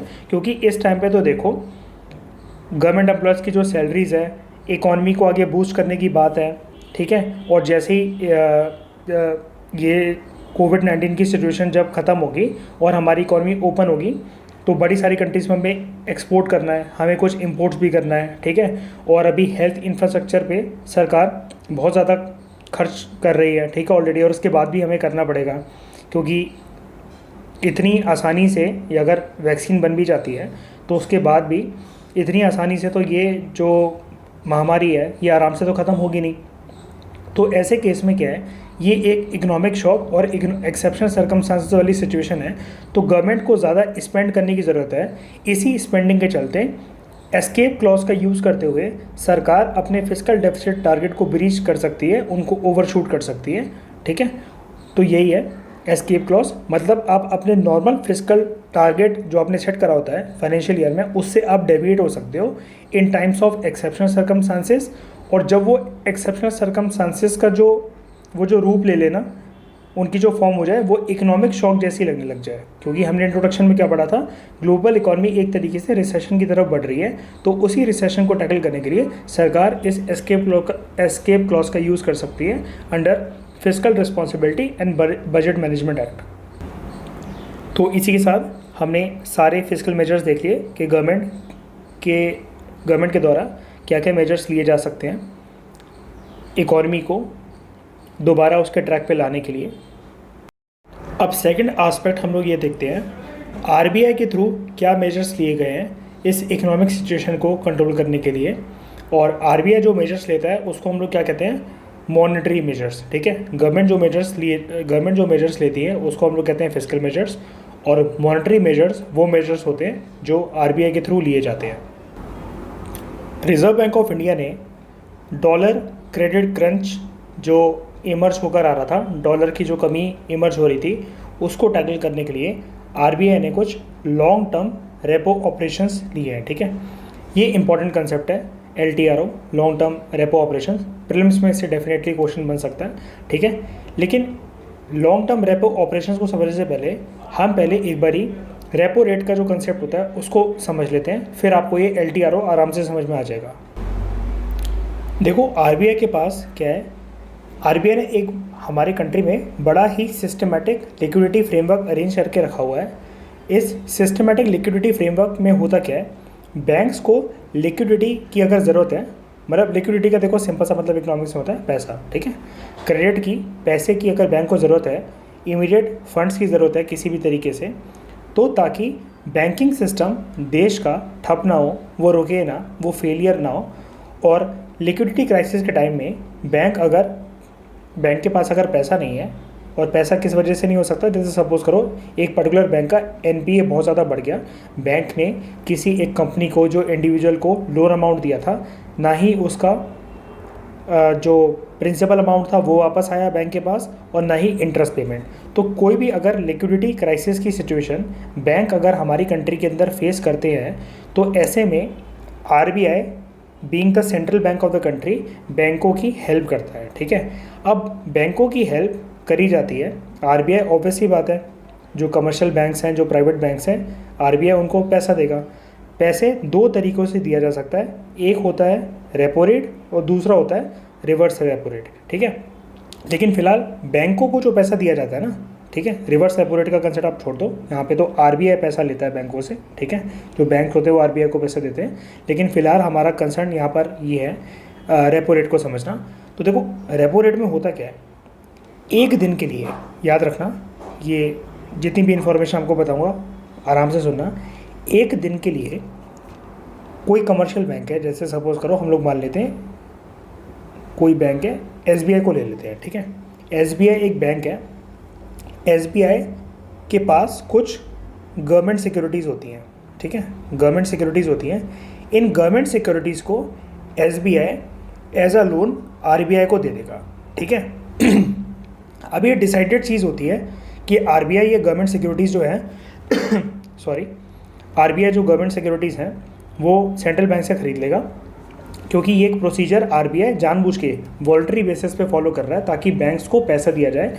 अब इन्होंने सिक्योरिटीज़, गवर्नमेंट सिक्योरिटीज़ आरबीआई के पास जमा करवाई, तो एक तरीके से आरबीआई ने ये गवर्नमेंट सिक्योरिटीज़ को रख लिया और एक पर्टिकुलर डे के बाद आरबीआई इस गवर्नमेंट सिक्योरिटी पे अलॉन्ग विद इंटरेस्ट, कुछ इंटरेस्ट का पैसा जोड़कर नेक्स्ट डे आरबीआई क्या करेगा, आरबीआई इस गवर्नमेंट सिक्योरिटी को वापस कर देगा बैंकों को, ठीक है। और बैंक के पास अब दो चीज़ें क्या आ गई, एक तो जो गवर्नमेंट सिक्योरिटीज़ का जो पैसा है जो आरबीआई ने रखा था, एक तो वो आ गया, प्रिंसिपल अमाउंट मिल जाता है और बैंकों को इंटरेस्ट अमाउंट भी मिल जाता है। तो इस तरीके से बैंकों की हेल्प हो जाती है। अब ये जो रेपो रेट का जो कंसेप्ट है ना, कि बैंक्स अपनी सिक्योरिटीज़ को पार्क करके रख देती हैं आरबीआई के पास ताकि उन्हें एक अच्छा खासा अमाउंट मिल सके आरबीआई से, ये एक दिन के लिए अवेलेबल होता है, ठीक है। तो यहाँ पर देखो लिखा भी हुआ है, if a bank needs fund it can use them by, it can get them by using the repo window, मतलब रेपो रेट वाला जो ऑप्शन है बैंकों के पास, उसको यूज़ करके बैंक फ़ंड ले सकते हैं आरबीआई से, ठीक है। लेकिन क्वेश्चन ये उठता है, ये तो चलो एक दिन की बात हो गई, अगर एक दिन से ज़्यादा के लिए अगर कमर्शियल बैंक्स को पैसा चाहिए हो, मतलब बैंकों का किसी भी पर्टिकुलर बैंक का या नंबर ऑफ बैंक्स का जो लॉस चल रहा है वो बड़े टाइम से चल रहा है, और एक दिन आरबीआई अगर उनको पैसा दे देगा तो उससे उनका काम नहीं चलेगा, उनको कम से कम 3 दिन, 5 दिन, 7 दिन, 10 दिन ऐसे अगर टाइम के लिए अगर उनको ड्यूरेशन के लिए पैसा चाहिए, एक दिन से ज़्यादा के लिए पैसा चाहिए, तो उस केस में क्या होना चाहिए। अब ये देखो, बैंकों ने जो गवर्नमेंट सिक्योरिटीज़ को गिरवी रखकर एज अ लोन आरबीआई के पास पार्क करा था, अब अगर उनको एक दिन से ज़्यादा के लिए पैसे चाहिए होता है, यहाँ पर आप देखो जैसे 3 डेज़, 7 डेज़, तो उस केस में एक कॉन्सेप्ट होता है जिसको हम लोग कहते हैं टर्म रेपो, ठीक है। टर्म रेपो को हम लोग वेरिएबल रेट टर्म रेपो भी कहते हैं, ठीक है। अब इससे क्या फ़ायदा होता है, देखो term repo is a repo of more than 1 day duration, एक दिन से ज़्यादा के लिए अगर बैंकों को पैसा चाहिए तो 7 दिन के लिए, 14 दिनों के लिए, 28 दिन के लिए, 3 दिन के लिए, ठीक है, नंबर ऑफ डेज़ के लिए, मतलब कुल मिलाकर टर्म रेपो का कंसेप्ट यही होता है, एक दिन से ज़्यादा का पैसा बैंकों को मिल जाता है आरबीआई से। तो बैंक क्या करेंगे, वही स्ट्रैटेजी अपनाते हैं कि बैंकों के पास जो गवर्नमेंट सिक्योरिटीज़ होती है, they submit securities to the RBI, ठीक है, और आरबीआई से बैंकों को लोन मिल जाता है। अब देखो होता क्या है, टर्म रेपो का फ़ायदा क्या होता है, बैंकों को थोड़े से ज़्यादा पैसों की ज़रूरत थी, तो एक दिन से ज़्यादा का अगर लोन अमाउंट बैंक वाले ले रहे हैं गवर्नमेंट सिक्योरिटीज़ को गिरवी रखे, तो उस पर इंटरेस्ट पेमेंट भी तो फिर ज़्यादा मिलेगी ना बैंकों को, ठीक है। मतलब वो तो बात थी रेपो रेट के कॉन्सेप्ट में, बात थी सिर्फ 1 डे के लिए वो गवर्नमेंट सिक्योरिटीज़ को आरबीआई अपने पास रखता है, लेकिन यहाँ पर जो बैंक्स हैं वो रिज़र्व बैंक ऑफ इंडिया के पास, जो हमारे कंट्री का सेंट्रल बैंक है, उसके पास अपनी सिक्योरिटीज़ को 7 दिनों के लिए, 14 डेज़ के लिए, 28 डेज़ के लिए, 3 डेज़ के लिए, मतलब एक दिन से ज़्यादा रखते हैं। अब जैसे जैसे जितने ज़्यादा दिन होंगे तो उतना ज़्यादा इंटरेस्ट रेट भी तो होगा ना, हायर इंटरेस्ट रेट होगा। तो ये डिसाइड कर लेते हैं बैंक, आरबीआई डिसाइड कर लेता है ऑक्शन के थ्रू कि हम लोग जो टर्म रेपो इंट्रोड्यूस करने जा रहे हैं वो कितने टाइम ड्यूरेशन के लिए करने जा रहे हैं और उस पर कितना ज़्यादा इंटरेस्ट रेट मिलेगा। एक चीज़ की श्योरिटी होती है कि as compare to repo rate, ठीक है, जो ये टर्म रेपो होता है इसमें interest rate as compare to repo rate बैंकों को ज़्यादा मिलता है। और इंटरेस्ट रेट मिलने की वजह से होता क्या है, ज़्यादा इंटरेस्ट रेट का मतलब बैंक के पास ज़्यादा पैसे आना, ठीक है, तो इससे बैंकों की हेल्प हो जाती है। और टर्म रेपो बैंक यूज़ ही क्यों करेंगे, वो यूज़ इसलिए करेंगे सिंपली, जैसा कि अभी हमने डिस्कस करा, एक दिन से ज़्यादा की ज़रूरत होती है बैंकों को पैसे के लिए, ठीक है, मतलब सिर्फ रेपो रेट जो एक दिन के लिए होता है उससे उनका काम नहीं चलता, उनको मोर देन 1 डे की पैसों की ज़रूरत होती है। तो एक दिन से ज़्यादा के लिए गवर्नमेंट सिक्योरिटीज़ को जो कमर्शियल बैंक्स होते हैं वो आरबीआई के पास पार्क करके रख देते हैं। रेपो रेट से जो टर्म रेपो होता है वो अलग कैसे होता है, देखो यहाँ पे लिखा हुआ है term repo is very different from repo in its functioning. देखो जो रेपो होता है ना, जब कमर्शियल बैंक्स को एक दिन के लिए आरबीआई के पास अपनी सिक्योरिटीज़ रखनी है तो ये मंडे टू फ्राइडे अवेलेबल होता है। लेकिन जो टर्म रेपो होता है इसकी फैसिलिटी तभी अवेलेबल होती है जब आरबीआई नोटिफिकेशन जारी करे अपनी, ठीक है, मतलब ये टाइम टू टाइम नहीं होता है, इसका कोई फिक्स फ्रेमवर्क नहीं होता। लेकिन फ़िलहाल आरबीआई ने अभी अपना एक, यहाँ पर देखो, नया एक रीस्ट्रक्चर्ड लिक्विडिटी फ्रेमवर्क लॉन्च करा है।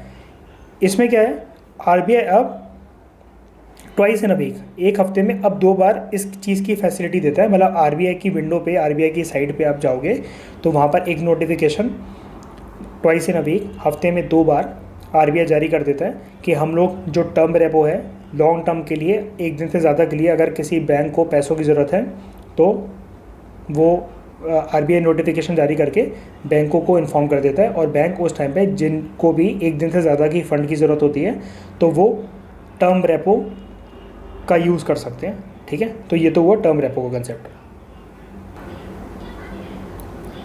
अब देखो नेक्स्ट कंसेप्ट है हमारा लॉन्ग टर्म रेपो ऑपरेशंस, ठीक है। ये एक नया कंसेप्ट है जो आरबीआई ने कोरोना वायरस के टाइम पे लॉन्च करा है, ताकि जो लिक्विडिटी क्रंच जो बैंक फेस कर रहे थे, पैसों की कमी, वो तो पैसों की कमी ना आ सके, आरबीआई बैंकों में लिक्विडिटी को, पैसे को इंजेक्ट कर सके, ठीक है। ये जो एलटीआरओ जो पॉलिसी आई है आरबीआई की, ये जो नया टूल है, ये इस टाइम पे आया है जब आरबीआई ना अपने और ज़्यादा पॉलिसी रेट्स को रिड्यूस नहीं कर सकता था। मतलब जो रेपो रेट है या फिर जो रिवर्स रेपो रेट है तो उसको आरबीआई और ज़्यादा रिड्यूस नहीं कर सकता था। तो आरबीआई ने एक ये नया टूल इंट्रोड्यूस कर दिया जिसका नाम है एलटीआरओ, लॉन्ग टर्म रेपो ऑपरेशन, ठीक है। आरबीआई के इस नए एफर्ट का इंटरेस्टिंग फीचर क्या है कि इसके थ्रू, एलटीआरओ के through, RBI almost 1 lakh crore rupees banking system में, इंडिया के बैंकिंग सिस्टम में इंजेक्ट कर सकता है, ठीक है। और एलटीआरओ की देखो खास बात क्या है कि यहाँ पर जो बैंकों को फंड दिए जाएंगे वो कम से कम 1 साल से लेकर 3 साल के बीच में बैंक्स जो हैं इस फंड्स को अवेल कर सकते हैं अंडर एलटीआरओ। अब देखो होता क्या था, रेपो में आप देखो सिर्फ 1 डे के लिए मिलता है, ठीक है। जो टर्म रेपो हमने देखी वहाँ पर 7 डेज़, 28 डेज़, ठीक है, 14 डेज़ या 3 डेज़, एक दिन से ज़्यादा के लिए मिलता है। लेकिन अभी तो देखो कोरोना वायरस की सिचुएशन जो चल रही है, तो बैंक जो लिक्विडिटी क्राइसिस फेस कर रहे हैं, अब उतना ये 28 डेज़, 14 डेज़, इतने कम से तो टाइम नहीं चलेगा ना। कोरोना वायरस को देखो आए हुए कितना टाइम हो गया, कितने सारे महीने हो गए हैं, लॉकडाउन को हुए कितने महीने हो गए हैं। अब बैंक्स के पास तो पैसों की बहुत ज़्यादा कमी हो गई है इसकी वजह से। दूसरी बात क्या है, बैंक्स की पैसा कमी होने की वजह से जो बैंक के पास लिक्विडिटी क्रंच चल रहा है, उसी वजह से बैंक्स फर्दर लेंड भी तो नहीं कर पा रहे हैं ना। बैंक किसी को लोन वगैरह भी नहीं दे पा रहे हैं। अब वो लोन अगर दे पाते, उनके पास अगर पैसा होता तो वो लोन अमाउंट देते, लोन देते तो उनको इंटरेस्ट पेमेंट मिलता, तो बैंकों का कुछ तो फ़ायदा होता। लेकिन इस टाइम पे तो बैंक पूरा जो है वो घाटे में जा रहे हैं। तो इसी चीज़ को ध्यान में रखते हुए आरबीआई ने एक स्पेशल टूल यूज़ करा है। इसमें आरबीआई को ये बोला है कि इस टूल के थ्रू आरबीआई ने बैंकों को ये बोला है कि आप रेपो रेट और ये जो टर्म रेपो है इसको आप भूल जाओ, ठीक है। छोटे मोटे दिनों के लिए आप पैसा भूल जाओ, हम आपको लॉन्ग टर्म के लिए फंडिंग प्रोवाइड करते हैं 1 से लेकर 3 साल के बीच में, ठीक है। ये इंपॉर्टेंट टूल है और ये टेम्प्रेरी मेजर है जो अभी लॉकडाउन के टाइम पे लिया गया है। इसमें ऑलमोस्ट 1 ईयर to 3 ईयर, जैसा कि हमने बात करी, लोन्स मिल सकते हैं बैंकों को, ठीक है। इंटरेस्ट रेट देखो सेम रहेगा, एज़ कम्पेयर टू जो रेपो रेट पे दिया जाता है ना। देखो, funds through LTRO will be provided at the repo rate. जो रेपो रेट है उसी रेट पे इनको जो फंड मिलेगा बैंकों को, वो रेपो रेट पे ही मिलेगा। लेकिन इंटरेस्ट रेट, क्योंकि इतना लंबे टाइम का ये लोन है, तो इंटरेस्ट रेट तो हाई होगा ना इसका, ठीक है। तो बैंकों को इस चीज़ से बहुत ज़्यादा फ़ायदा हो जाएगा, मतलब बैंकों के पास लिक्विडिटी बहुत ज़्यादा आ जाएगी। रेपो रेट जो चल रहा है उसी रेट पे जो बैंक्स हैं वो अपनी गवर्नमेंट सिक्योरिटीज़ को रख देंगे RBI के पास। तो एक तो चलो अच्छी चीज़ ये हो गई कि बैंक ने रेपो रेट अपना नहीं बढ़ाया, जो करंट रेपो रेट है उसी रेट पे, ठीक है। जैसे सपोज करो 4% रेपो रेट है RBI का, ठीक है, तो 4% के हिसाब से गवर्नमेंट सिक्योरिटीज़ को पार्क करके RBI के पास जो कमर्शियल बैंक्स हैं वो लोन ले सकते हैं। ये तो चलो अच्छी चीज़ है कि कमर्शियल बैंक्स को ज़्यादा कुछ गिरवी नहीं रखना पड़ेगा और एक ही रेट पे रखना पड़ेगा। 4% रेट पे ही जो RBI है वो गवर्नमेंट सिक्योरिटीज़ को ले लेगा कमर्शियल बैंक से। लेकिन अच्छी बात क्या है, बैंकों का इसमें फ़ायदा कैसा होगा? एक तो देखो लंबे टाइम के लिए मिल रहा है लोन अमाउंट, ठीक है। अब 28 डेज़ बाद, 14 डेज़ बाद कमर्शियल बैंक्स को वापस जो गवर्नमेंट सिक्योरिटीज़ अपनी वापस लेकर पैसा जो है जितना नीड थी अब वो RBI को वापस नहीं करना पड़ेगा। 1 से 3 साल तक के लिए ये पैसा रख सकते हैं आराम से कमर्शियल बैंक्स, ठीक है। और अब इतना लंबा जब ये टाइम है तो गवर्नमेंट सिक्योरिटीज़ जो RBI के पास बैंकों की 1 से लेकर 3 साल तक के लिए जो रखी रहेंगी, तो उस पर बैंकों को इंटरेस्ट रेट भी तो बहुत हाई मिल जाएगा ना, ठीक है। अभी तक तो देखो बात सिर्फ कुछ डेज़ की होती थी, 3, 14, 7, 28 डेज़, ठीक है, 1 हफ्ते, 2 हफ्ते, 3 हफ्ते। लेकिन इस लॉन्ग टर्म रेपो ऑपरेशन की वजह से इतना लंबा टाइम पीरियड का जो ये लोन अमाउंट है जो उनको मिलेगा, तो जो कमर्शियल बैंक्स हैं उनको इंटरेस्ट रेट भी बहुत हाई मिलेगा अपनी गवर्नमेंट सिक्योरिटीज़ जो इतने लंबे टाइम के लिए वो RBI के पास रख देंगे। तो इससे बैंकों को बहुत ज़्यादा फ़ायदा हो जाएगा। अब देखो RBI का एम क्या था? RBI का एम ये था, गवर्नमेंट जो कमर्शियल बैंक्स हैं बड़े टाइम से कंप्लेंट कर रहे हैं कि हमारे पास पैसा नहीं है, हम लिक्विडिटी फेस कर रहे हैं। तो इस केस में जो RBI है उसने क्या करा कि हम आपको पैसा दे रहे हैं, अब इतनी ज़्यादा लिक्विडिटी जो आपके पास है वो आ गई है, अब पैसों की आपके पास कोई भी कमी नहीं है। आप पहले कह रहे थे हम जो हमारे पास लोन मांगने आते हैं, जो बोरोवर्स हमारे पास लोन मांगने आते हैं, हम उनको कैसे भी करके लैंड नहीं कर पा रहे हैं। तो अब जो कमर्शियल बैंक्स हैं, अब क्योंकि उनके पास इतना ज़्यादा पैसा आ जाएगा, 1 से 3 साल तक का जो अमाउंट है वो उनके पास आराम से आ जाएगा। इंटरेस्ट रेट भी उनको बहुत हाई मिलेगा इस पर, ठीक है। दूसरा क्या है, सेम रेपो रेट पे इतने लंबे टाइम का जो उनको लोन अमाउंट दे दिया गया है। तो अब बैंक अभी तक जिसको अगर लोन थोड़ा बहुत दे भी रहे थे ना, जिसको लैंड कर रहे थे, तो बोरोवर से क्या करा जा रहा था, इंटरेस्ट रेट बहुत ही ज़्यादा हाई चार्ज करा जा रहा था, ठीक है। ब्याज जो बैंकों को देना था ऐसे बोरोवर्स को इस टाइम पे अगर लोन लेना था, अगर उन्हें जब से कोरोना वायरस से स्टार्ट हुआ है, तो बैंक उनसे बहुत हाई इंटरेस्ट रेट वसूल रहे थे। लेकिन अब LTRO के थ्रू बैंक्स जो हैं वो कस्टमर्स के इंटरेस्ट को मिसयूज़ नहीं कर सकेंगे।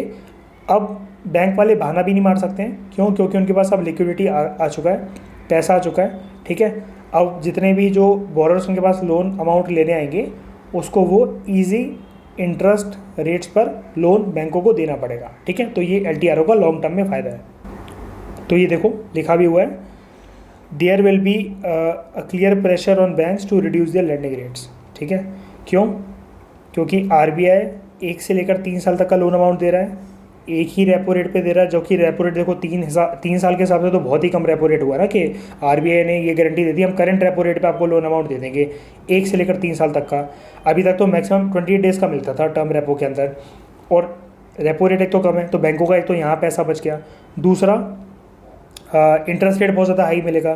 तो अब बैंकों के पास क्लियर प्रेशर होगा कि अब RBI ने अगर उनकी दिक्कतों को कम कर दिया है, तो वो भी जो बोरोवर्स हैं, जो कस्टमर्स कमर्शियल बैंक के पास आएंगे, उनका जो लैंडिंग रेट है, जिस रेट पे बैंक लोन ऑफ़र करेंगे अपने कस्टमर्स को, वो भी कम करें। किस टाइम पे? जिस टाइम पे कोरोना वायरस की जो सिचुएशन चल रही है। तो इसी के बेसिस पे हम लोग कह सकते हैं कि LTRO के 2 ऑब्जेक्टिव्स हैं।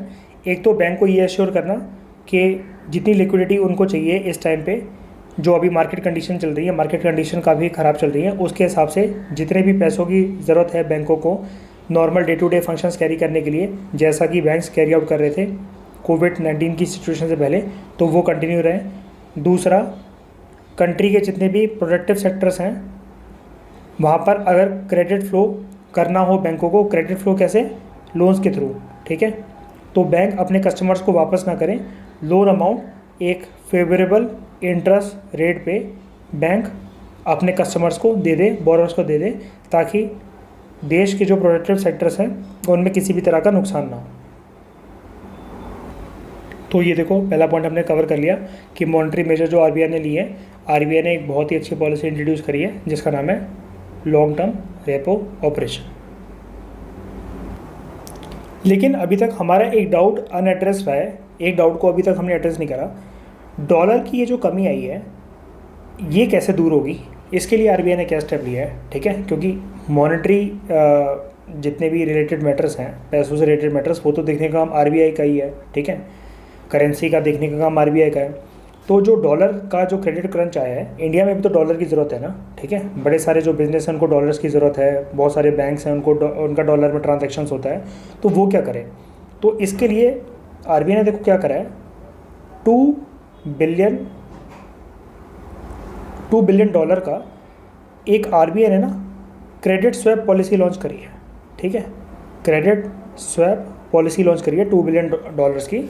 स्वैप का मतलब क्या होता है, करेंसी को एक्सचेंज कर लेना। जैसे आप इस इमेज की तरफ देखो, जितने भी ये पर्सन्स हैं, ये बैंक वाले हम लोग मान लेते हैं, ये सारे के सारे बैंक ये आरबीआई को ये रुपीस में अमाउंट देंगे और बदले में आरबीआई क्या करेगा, इन रुपीस को कन्वर्ट करके डॉलर दे देगा इन बैंक्स को, ठीक है। मतलब रुपये आप आरबीआई के पास लेकर आओ, आरबीआई बदले में आपको डॉलर दे देगा। ये जो फैसिलिटी है ना, आरबीआई ने जो ये स्टार्ट करी है, ये मार्च में स्टार्ट करी है आरबीआई ने, और इसकी जो ड्यूरेशन रहेगी, ये जो 2 बिलियन डॉलर का ये जो क्रेडिट स्वैप पॉलिसी है, इसकी ड्यूरेशन है 6 महीने तक, ठीक है। 6 मंथ्स के बाद आरबीआई ने बोला है, मार्च में आप हमें रुपीज़ देकर हमसे डॉलर ले रहे हो, सितंबर तक इसे वापस कर देना हमें, ठीक है। हमें हमारे डॉलर दे देना और अपने रुपीस ले जाना, ठीक है। तो ये काफ़ी अच्छा इनिशिएटिव आरबीआई ने लिया है कि देखो, जैसा कि मैं आपको बता रहा था, आरबीआई 2 बिलियन जो डॉलर है, ठीक है, वो प्रोवाइड करेगा बैंकों को स्वैप पॉलिसी के थ्रू। आरबीआई क्या करेगा, वो डॉलर दे देगा, बदले में बायर जो है वो आरबीआई को पैसा दे देंगे। ये ट्रांजैक्शन को रिवर्स करा जाएगा 25 सितंबर को, क्योंकि ये जो स्वैप पॉलिसी है ये टेम्प्रेरी पॉलिसी है 6 महीने के लिए, जब तक कोरोना वायरस की सिचुएशन चल रही है और बैंकों को जो डॉलर क्रेडिट क्रंच फेस करने को मिल रहा है वो फेस ना करना पड़े, इसलिए 6 महीने के लिए आरबीआई ने पॉलिसी इंट्रोड्यूस करी है। It is a good initiative by RBI, ठीक है। तो हमारा इसके साथ ही जो मॉनेटरी मेजर का जो सेकंड पॉइंट था ये भी कंप्लीट हो गया। 2 बिलियन डॉलर का जो स्वैप पॉलिसी है 6 महीने के लिए, ताकि रुपये पे जो प्रेशर आ रहा है वो ना हो, ठीक है। और डॉलर का जो क्रेडिट क्रंच, जो वेरियस सेक्टर्स में जहाँ पे डॉलर्स की ज़रूरत है, बैंक उन सेक्टर्स में डॉलर्स भी पहुँचा सके एक बार जब उनको आरबीआई से रुपये को एक्सचेंज करवा के डॉलर्स मिल जाएंगे। उसके बाद तो देखो, एक जर्नल सी बात बोली जाती है कि आरबीआई और भी इंपॉर्टेंट स्टेप्स ले सकता है मार्केट में जिस तरीके की इकोनॉमिक शॉक की जो सिचुएशन है और हमारी जो मार्केट है वो रिसेशन की तरफ ना चली जाए।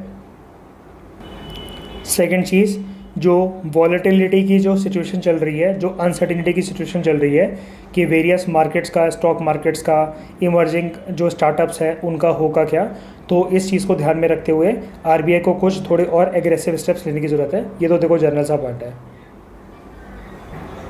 लास्ट एस्पेक्ट की तरफ हम लोग बढ़ते हैं अपने कंक्लूजन की तरफ। कंक्लूजन में सिर्फ इतना बोला जा सकता है कि आरबीआई को एग्रेसिव मेजर्स लेने की ज़रूरत है, जैसे कि हमने देखा। किस लिए? जो वॉलेटिलिटी मार्केट में चल रही है उसको कंट्रोल करने के लिए।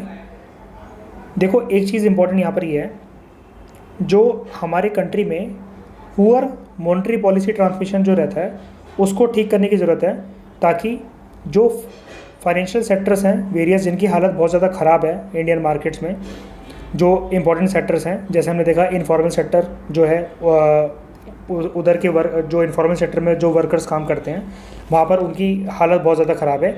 इस तरीके से और भी ज़्यादा जो आईटी इंडस्ट्रीज़ है या अलग अलग जो फाइनेंशियल सेक्टर हैं, उनकी जो इकोनॉमिक कंडीशन बहुत ज़्यादा ख़राब है, तो उसके लिए एक गुड पॉलिसी, एक गुड मॉनेटरी पॉलिसी ट्रांसमिशन हमें चाहिए, जिसकी वजह से पैसों की कमी ना है उन सेक्टर्स में, और वो सेक्टर्स की जो ग्रोथ है वो रुके ना, मतलब मॉनेटरी स्टिमुलस जो है वो मेंटेन रहे, वो बरकरार रहे। ठीक है, अब ये देखो होता क्या है, जब हम लोग कह रहे हैं कि मॉनेटरी पॉलिसी ट्रांसमिशन का गुड होना या फिर इसका ख़राब होना, अभी जो ऊपर हमने कंसेप्ट डिस्कस करा था ना, जैसे जब गवर्नमेंट जो है, सॉरी आरबीआई जो है, वो वेरियस जो पॉलिसी रेट्स हैं, जैसे मान लो रेपो रेट है, आरबीआई कम इंटरेस्ट रेट पे बैंकों को लोन दे। ठीक है, आरबीआई ने अपना जो रेपो रेट है उसको कम करा।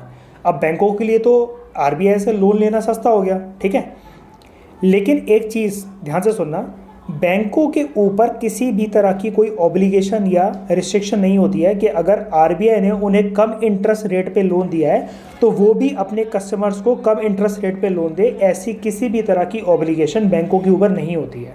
ठीक है, मैं रिपीट करता हूँ, कम इंटरेस्ट रेट पर, और इंटरेस्ट रेट आरबीआई की तरफ से क्या होता है, रेपो रेट। रेपो रेट बहुत ही कम रखा आरबीआई ने।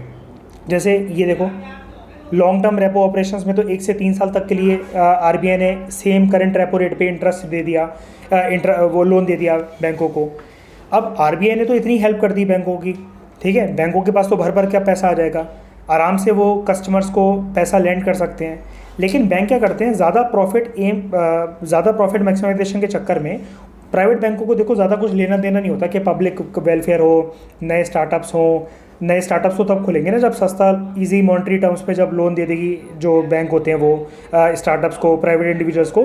तो प्राइवेट बैंकों को जनरली ना अपने प्रॉफिट मैक्सिमाइजेशन से ज़्यादा लेना देना होता है, और पब्लिक वेलफेयर से उनको ज़्यादा कुछ मतलब नहीं होता। तो आरबीआई से भले ही उनको कम इंटरेस्ट रेट पे लोन मिल रहा हो, लेकिन बैंकों के ऊपर ना किसी भी तरह की कोई रिस्ट्रिक्शन नहीं होती कि उनको भी लेंडिंग रेट जो है वो कम करना पड़ेगा। हाँ, एक तरीके से प्रेशर ज़रूर जनरेट हो गया है। अब जैसे ये वाली जो पॉलिसी थी हमने जो पढ़ी है, LTRO, long term repo operation, कि 1 से 3 साल तक के लिए ऐसा कभी भी नहीं हुआ कि आरबीआई ने गवर्नमेंट की सिक्योरिटीज़ को कमर्शियल बैंक से बोरो कर अपने पास लोन रखकर, अपने पास डिपॉजिट रखकर कमर्शियल बैंक को लोन दे दिया हो। ऐसा कभी भी नहीं हुआ पास के अंदर। लेकिन फर्स्ट टाइम जब आरबीआई ने इतना अच्छा इनिशिएटिव लिया है, तो बैंकों की भी तो जिम्मेदारी बनती है कि वो भी अपने कस्टमर्स को इस चीज़ का फ़ायदा पहुंचाएं। लेकिन बैंक्स ऐसा नहीं करते हैं क्योंकि उनके ऊपर किसी भी तरीके का प्रेशर नहीं होता है। तो ये बोला गया है। और लास्ट लाइन बस यही है कंक्लूजन की, गवर्नमेंट को अपना जो फोकस है वो प्रायोरिटी सेक्टर्स पे रखना चाहिए। जैसे इकोनॉमिक स्टेबलाइजेशन के ऊपर ज़्यादा फोकस करना चाहिए गवर्नमेंट को, और पुअर सेक्शंस की, जो पुअर पीपल हैं, जो vulnerable section of the society है, उनकी अपलिफ्टमेंट पर, रेदर देन कि गवर्नमेंट इस टाइम पे भी अपना पॉलिटिकल या फिर सोशल जो एजेंडा है उसको परस्यू करे। ठीक है, सारी पॉलिटिक्स को साइड में रखते हुए, उसको दरकिनार करते हुए, गवर्नमेंट को इकोनॉमी को स्टेबलाइज करने के लिए और पुअर सेक्शंस की कंडीशंस को अपलिफ्ट करने के लिए उन पे फोकस करना चाहिए। तो हमने डिटेल में अपने क्वेश्चन को आराम से एड्रेस कर लिया। ठीक है, कि क्वेश्चन में ये पूछा गया था, क्या इकोनॉमिक रिवाइवल की जिम्मेदारी आरबीआई की है, क्या आप इससे एग्री करते हो? तो हमने क्या देखा, नहीं, सिर्फ आरबीआई की जिम्मेदारी नहीं है, गवर्नमेंट की भी जिम्मेदारी है।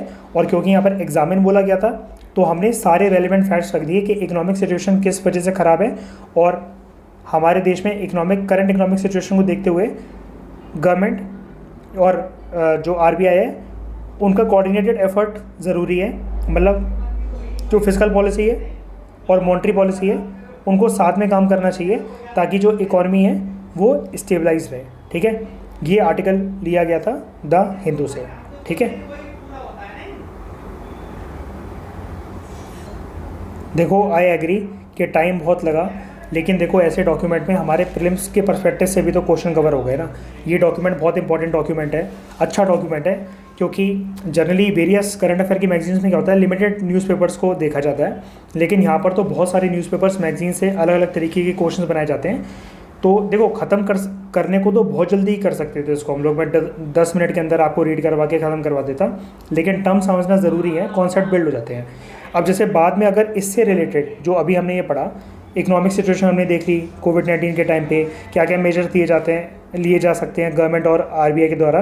अब इस तरीके का अगर जैसे एक और अगर आगे जाकर क्वेश्चन आएगा तो वो दोबारा नहीं देखना पड़ेगा ना हमें, ये भी तो फ़ायदा है ना, बार बार चीज़ें डिस्कस नहीं करनी पड़ेंगी हमें। मैं आपको बता दूंगा कि ये चीज़ हम ऑलरेडी इस क्वेश्चन नंबर 1 में डिस्कस कर चुके थे, ये हमने कर लिया ख़त्म, ठीक है। तो इस तरीके से हमारा ये जो पहला क्वेश्चन था इस डॉक्यूमेंट के अंदर, ये पूरी तरीके से कंप्लीट होता है, ठीक है। अब हम लोग आगे बात करेंगे नेक्स्ट लेक्चर में।